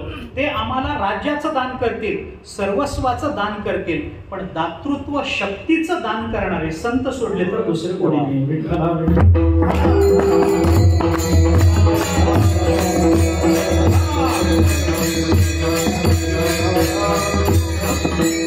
दातृत्व शक्तीचं दान केलं. म्हणून गाथ्याचं चिंतन करणारे, ज्ञानेश्वरीचं जीवन, ज्ञानेश्वरीमय जीवन झालेले हे वाटेल त्याचं दान करायला तयार होतात. का? कारण त्यांना ज्ञानोबारायांनी दातृत्वाचंच दान केलंय, दातृत्वच प्रदान केलंय. तुकोबारायांनी त्यांना दातृत्वच प्रदान केलंय. त्याच्यामुळे ज्याची बुद्धी गाथ्यात अडकते त्याची बुद्धी प्रापंचिक विषयात अडकत नाही. हे त्याचं मूळ कारण, म्हणजे खरं कारण ते आहे. आणि त्याच्यामुळे वाटेल त्याचं दान करायची त्यांची तयारी असते. असो, विषय स्वतंत्र होईल. लोकांना तुकाराम महाराजांनी सांगितलं, अरे कल्पांतापर्यंत सरत नाही, नश्वरत्व काय दोष देता, नश्वरत्व दोष काढून टाकला. आता त्या लोकांनी सांगितलं, तुकोबाराय आमच्या मनामध्ये अजून एक आक्षेप आहे. तुकोबाराय म्हणाले, हरकत नाही, माझ्याकडे एकच चरण आहे, बोला काय आक्षेप आहे तुमचा? त्यांनी सांगितलं की संत महात्म्यांची भेट कठीण आहे, म्हणून तुम्ही आम्हाला दुर्लभत्व दोष काढून दिला, म्हणविता त्यांचे दासदास म्हणून घ्या. आम्ही साध्यावर आक्षेप नोंदवला आणि साध्य आम्हाला नश्वर वाटतं असं म्हणून दाखवलं, तर तुम्ही त्या साध्याचं नित्यत्व सिद्ध करून दिलं, नश्वरत्व दोष काढून टाकला. आता आणखीन एक आक्षेप आहे. काय आक्षेप आहे? त्यांनी सांगितलं संतांकडे गेल्यानंतर उत्तम पद्धतीचा लाभ होतो, मान्य आहे. संतांचा दास म्हणून घेतल्यानंतर उत्तम पद्धतीचा लाभ होतो, मान्य आहे. आमची शंका अशी आहे की तुमचं एक वचन आम्हाला प्रतिबंध म्हणून आडवं येतं. काय आडवं येतं? अधिकार तैसा करू उपदेश किंवा अधिकार तैसा दावी याला मार्ग आहे की नाही. मग संतांकडे गेल्यानंतर संत ज्याचा जेवढा अधिकार आहे तेवढंच त्याला देतील की नाही. जर तुम्ही मुंगीवर गजाचं पालाण घालाल तर त्या मुंगीला पेलवेल कसं मला सांगा. ज्याचा जेवढा अधिकार आहे त्याला तेवढं मिळावं. माणसांच्या तक्रारी असतात, आम्हाला 200 रुपये मिळाले, त्याला 2 लाख मिळाले. माणसाला वाईट वाटतं, शेजारच्याला 2 लाख मिळाले, मला 200 मिळाले, कारण तुझी अक्कल 200 पर्यंतच आहे म्हणून. देव वेडा नाही, तो ज्याला जेवढं झेपतं तेवढंच देतो. 2 लाख आपल्याला देणार नाही. आपल्याला दारूचं व्यसन लागलं त्याच्यात तर आमच्या भविष्याची चिंता जर परमात्मा करून आम्हाला कमी पैसे देत असेल तर आमच्यावरची कृपाच म्हणली पाहिजे की आमच्यावरची ती कृपाच झाली ना. तक्रार करायचे काय कारण? संत देताना अधिकार तैसं देतील की नाही. ज्याचा जेवढा अधिकार तेवढा त्याला दिलं पाहिजे. मला सांगा, संपूर्ण कुरुक्षेत्रावर गीता किती जणांना सांगितली? अर्जुनाला ऐकणारे नव्हते काय? सगळ्यांनाच कान होते, पण अधिकार कोणाचा होता? सगळ्यांचा अधिकार नव्हता. ना भीष्माचार्यांचा अधिकार, ना धर्मराज युधिष्ठिराचा अधिकार. अधिकार फक्त अर्जुनाचा. संन्यास घ्यायला गेला तर बायको करून आला, त्याला गीता आहे. सगळ्यांना गीता नाही, हे लक्षात घ्या. मी का बोलतो आपल्याला? अधिकार तैसा दावियला मार्ग. मग आमचा जेवढा अधिकार आहे तेवढंच संत आम्हाला देतील. मग आम्ही जीव कसा आहे? ममैव अंशो जीव लोके. जीव हा अंश रूप आहे. जीव हा अंश आहे. मग अंशरूप असणारा जीव संतांकडे गेल्यानंतर त्याचा अंशिक अधिकार बघून संत त्याला लाभ अंशतः देतीलच की नाही. म्हणजे संत आम्हाला अंशतःच लाभ देतील. मग संतांच्या ठिकाणी अपपरत्व आलंच. संतांच्या ठिकाणी अपपरत्व आलं. संतांवर आमचा आक्षेप आहे. अपपर भाव ठेवून अधिकारानुसार संत आम्हाला देतात, वाटप करतात. तुकोबाराय म्हणतात, तुमचा आक्षेप जरी बरोबर असला तरी तोही आक्षेप मी काढून देतो, कारण संतांचा स्वभाव तसा नाहीये. कैवल्य कनकाची या दाना, जो न कडसी थोर साना, दृष्ट्याची या दर्शना पाढाऊ जो. ज्ञानोबाराय अनुभवामृतामध्ये आपल्या सद्गुरूंचं चिंतन करताना म्हणतात, कैवल्य म्हणजे मोक्षरूपी सोन्याचं दान करताना जो न कडसी थोर साना, थोर आणि लहान, लहान मोठा हा भेद आमचे सद्गुरू करत नाही. सगळ्यांना समान मोक्ष ते देतात.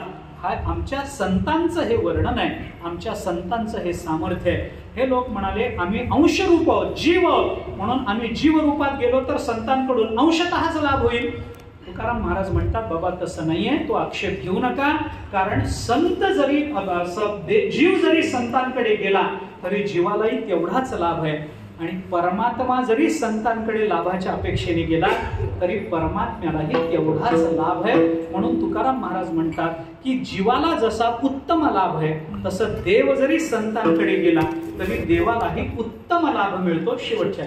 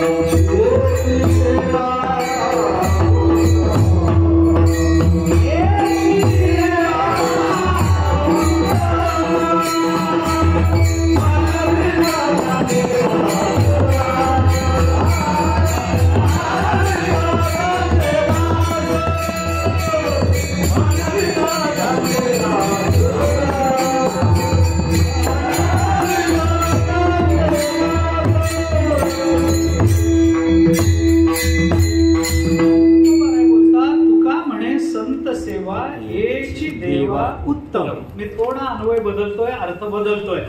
संत सेवा देवालाही उत्तम वाटते असाच अर्थ सगळीकडे, पण मी थोडा अर्थ बदलून सांगतो. देव जरी संत सेवेत गेले तरी देवाला सुद्धा उत्तमच लाभ मिळतो, जो पहिल्या चरणात जीवाला सांगितला. जीवाला आणि देवाला दोघांनाही, म्हणून दोन्ही ठिकाणी उत्तम या एकाच शब्दाची योजना तुकाराम महाराजांनी केली. तुका म्हणे संत सेवा हेची देवा उत्तम. देवाला सुद्धा संत सेवेत हेची हा चकार काय सांगतो? हा चकार काय सांगतो? हे तो एक संता ठाई लाभ पायी जीवाला जसा उत्तम हेची देवालाही उत्तम. म्हणून तुका म्हणे संत सेवा हेची देवा उत्तम. संत महात्मे देव आणि जीव याच्यामध्ये भेद करत नाही. तुका म्हणे त्यांचा जीव तोची देव, वैकुंठ तो ठाव वसती ते. तुकोबाराय म्हणतात ना, जीव तोची देव. ते जीव आणि देव याच्यामध्ये त्यांच्याकडे भेद नाही, म्हणून काही आक्षेप त्यांच्यावर येत नाही. म्हणून तुकोबाराय म्हणतात देवाला सुद्धा उत्तम लाभ आणि जीवाला सुद्धा उत्तम लाभ असे संत आपपर कोणताही भाव करत नाहीत. तो आक्षेप त्यांच्यावर येत नाही. म्हणून संत संगतीत जा, तुम्हाला उत्तम पद्धतीचा लाभ मिळेल. ते तुकोबाराय बोलतात. उत्तम शब्द तुकोबारायांनी वापरला. त्या उत्तम शब्दाचा भाव काय दाखवता येईल याचा एखादा विचार सांगतो, सेवा संपवतो. विठोबार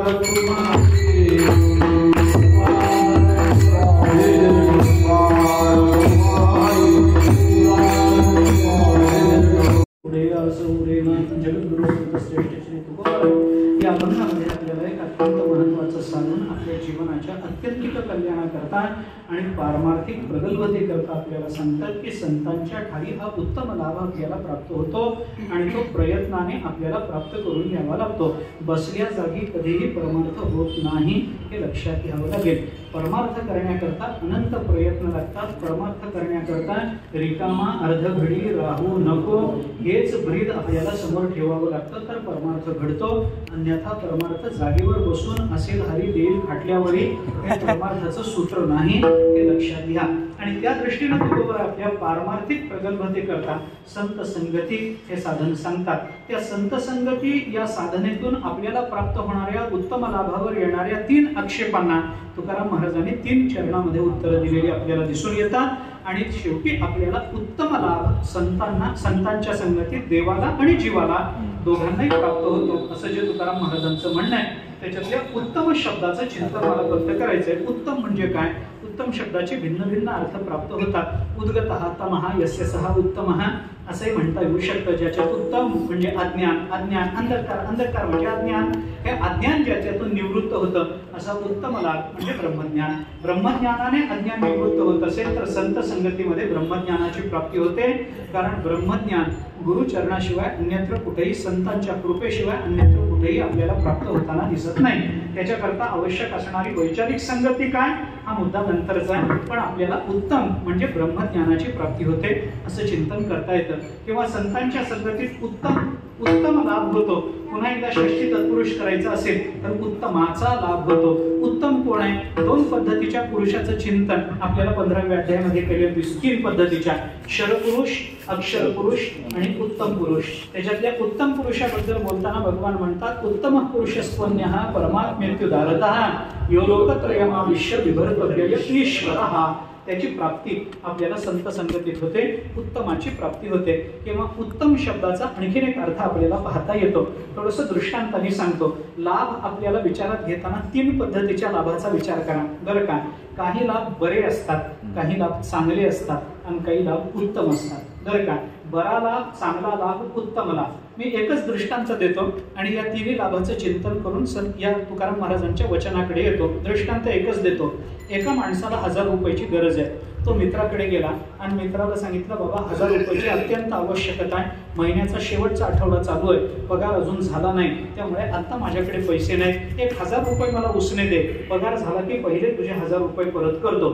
मित्रांनी सांगितलं बाबा शेवटचा आठवडा जसा तुझा आहे तसा मलाही शेवटचाच आठवडा चालू आहे ना, तुला जेवढा पगार आहे तेवढाच मलाही पगार आहे, तुला जसा प्रपंच आहे मलाही प्रपंच आहे, माझ्याकडे तुला देण्याइतके 1000 रुपये आता नाही. मग काही कारणाकरता मी 200 रुपये बाजूला काढून ठेवले होते, मी तुला 200 रुपये देऊ शकतो. अजून चौघांकडे जा, 200 गोळा कर, 1000 रुपये पूर्ण कर. आणि तुझं काम महत्वाचं आहे, मला 1000 देणं शक्य नाही पण 200 देणं शक्य आहे. हे 200 मी तुला देतो, पण एक लक्षात ठेव, पगार झाला की आधी माझे 200 परत कर, बाकीच्यांचे नंतर करत बस, पण आधी माझे परत कर. तो म्हणतो चला ठीक आहे, 200 तर 200, बरं झालं बाबा घरी भेटला, 200 तर 200, पाहिजे होते 1000, मिळाले 200. तो म्हणतो तेवढे तर तेवढे, हरकत नाही, बरं झालं, बरा लाभ, याला म्हणायचं बरा लाभ. बरं का, मित्राला 1000 रुपये पाहिजे होते, मित्राकडे गेला, मित्राला सांगितलं 1000 रुपये दे, काही कर, पगार झाला नाही, मी तुला पगार झाला की परत करतो. मित्राने सांगितलं माझ्याकडे 1000 रुपये तुला देण्याकरता 1000 आहेत, पण माझ्या काही कामाकरता मी 1000 रुपये काहीतरी सांभाळून ठेवले होते, साठवले होते, पण माझ्याकरता माझ्यापेक्षा तुझी आवश्यकता जास्त दिसते, हरकत नाही, मी माझे 1000 तुला देतो, पण एक काम, 1000 घे, पण पगार झाला पहिले माझे 1000 परत करायचे, बाकीचं नंतर 1000 परत करायचे. मग कारण मलाही गरज आहे म्हणून मी जरा राखून ठेवले होते, जमवले होते, तर माझे 1000 आधी मला परत करायचे. तो म्हणतो हरकत नाही, चांगलं झालं घरी भेटलास, चांगलं झालं, 1000 घेत. त्या 1000ची अपेक्षा होती, किती मिळाले? 1000 मिळाले. तो म्हणतो चांगलं झालं बाबा, हा चांगला लाभ. आणि तो 1000 रुपयाची गरज होती, मित्राकडे गेला, तो म्हणाला काही कर, बायको दवाखान्यात आहे, 1000 रुपयाची गरज आहे, काही कर, पण 1000 रुपये दे. मित्र म्हणाला बस बस, चहा घे, म्हणाला चहा नको, कॉफी नको, दूध नको, 1000 रुपये दे बाबा, मला चिंता लागली. मित्र उठला, घरामध्ये गेला, कपाट उघडलं, 5000 रुपये काढले, त्याला दिले, त्याला सांगितलं हे घे 5000. तो म्हणाला अरे एवढे नको, मला परत फेडणं होणार नाही, मला फक्त 1000चीच गरज आहे, 1000च दे. तो मित्र म्हणाला अरे घेऊन जा, आणि एक लक्षात ठेव, तू किंवा मी जिवंत असेपर्यंत हे पैसे परत करायचे नाहीत, याला म्हणतात उत्तम लाभ. बरं का, मी कशा करता बोलतो आता लक्षात ठेवा. 1000ची गरज होती, 200 मिळाले, बरा लाभ. 1000ची गरज होती, 1000च मिळाले, चांगला लाभ. आणि 1000ची गरज होती, परत न करण्याच्या बोलीवर 5000 मिळाले, याला म्हणतात उत्तम लाभ. आता या अभंगाकडे येतो एक संता ठाई, लाभ पायी बरा नाही, लाभ पायी चांगला नाही, लाभ पायी उत्तम. याचा अर्थ संतांकडे गेल्यानंतर संत अपेक्षेपेक्षा कमी कधीच देत नाहीत, अपेक्षे इतकंही कधी देत नाहीत. आपण ज्याची अपेक्षा करून गेलो त्याच्या अधिक पटीने देतात. या संताचे हे देणे, कल्पतरुहुनी जुणे, परिसा परिस आगाध जेणे, चिंतामणी ठेंगणा. म्हणून ज्ञानोबारायांनी आपल्या सद्गुरूंचं चिंतन करताना त्यांना एक शब्द वापरला, जय जय देव श्री गुरु, अकल्पनाख्य कल्पतरो, स्वसंविद्रुम बीज प्ररो अनावली. ज्ञानोबाराय बोलतात अकल्पनाख्य कल्पतरो, आम्ही ज्याची कल्पना सुद्धा करू शकत नाही अशा कल्पनेच्या पलीकडे असणार पण आम्हाला सहज उपलब्ध करून देणारा कल्पतरू म्हणजे संत महात्मे. म्हणून संत महात्मे अपेक्षेपेक्षा कमी कधीच देत नाही, अपेक्षे इतकंही देत नाही. आम्ही ज्याची अपेक्षा घेऊन गेलो त्याच्या कैक पटीनं जास्त ज्ञानोबाराय तुकोबारायांनी तुम्हाला आम्हाला दिलेलं आहे, हे लक्षात घ्या. आम्हाला फक्त गीताच कळावी वाटलं होतं, ज्ञानोबारायांनी साहित्यही कळवून दिलं, तत्वज्ञानही कळवून दिलं, काव्यशास्त्रही कळून दिलं, आयुर्वेदही कळवून दिला, त्याच्यात महाभारतही कळून दिलं, त्याच्यात रामायणही सांगितलं, काही शिल्लक ठेवलंच नाही ना. सर्वज्ञ होण्याचा सर्वोत्तम मार्ग म्हणजे ज्ञानेश्वरी. सर्वज्ञ व्हायचं ना, ज्ञानेश्वरी शिवाय दुसरा सर्वोत्तम मार्ग नाही हो. ज्याला ज्ञानेश्वरी कळाली त्याला जगात कळण्यासारखं काहीही शिल्लक राहिलं नाही, हे लक्षात ठेवा. आणि त्या दृष्टीने जर विचार केला तर ज्ञानोबारायांनी आपल्याला काय दिलं नाही आता मला सांगा, काय दिलं नाही? सगळं दिलं. आपण ज्याची अपेक्षा करून गेलो होतो त्याच्या कैक पटीनं जास्त संत महात्मे देतात, त्याला उत्तम लाभ असं म्हणतात. आणि याच्या मोबदल्यात ज्ञानोबारायांनी काय घेतलं आपल्याकडून? याच्या मोबदल्यात तुकोबारायांनी काय घेतलं? अहो, आपण रोज तुकोबारायांचा अभंग कीर्तनाला घेतो. एका तरी अभंगामध्ये तुकोबारायांनी म्हटलंय तुम्ही रोज माझे अभंग घेऊन कीर्तन करता, एकदा तरी कॉपीराईटची मनी ऑर्डर घेतला, माझ्या घरी पाठवायचं. एकदा तरी म्हटलंय ज्ञानोबारायांनी, एकदा तरी पुसटता तरी उल्लेख केलाय कुठं? काही नाही. आपल्याकडून त्यांनी कशाची नमस्काराची सुद्धा अपेक्षा ठेवली नाही, पण 4500 अभंग आपल्या पदरात टाकले. याला उत्तम लाभ म्हणायचा नाही? येतो एक संता ठाई, लाभ पायी उत्तम, असा उत्तम लाभ संत प्राप्त करून देतात.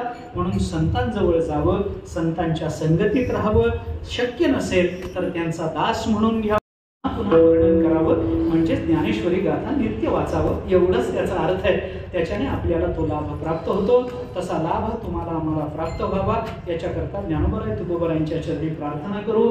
झालेली सेवा संतांच्या सद्गुरूच्या परमात्म्याच्या चरणी अर्पण करू. ही सेवा आळंदीसारख्या क्षेत्रामध्ये करण्याचं सद्भाग्य, ज्ञानोबरायांच्या सन्निध येऊन ही सेवा करण्याचं सद्भाग्य ज्या पाटील परिवारामुळे आपल्याला मिळालं त्यांनाही अंतःकरणपूर्वक धन्यवाद देऊ. आणि झालेली सेवा संतांच्या सद्गुरूच्या परमात्म्याच्या तुम्हा सर्व श्रोत्यांच्या चरणी समर्पित करून वाणीला विराम देतो. ज्ञानेश्वर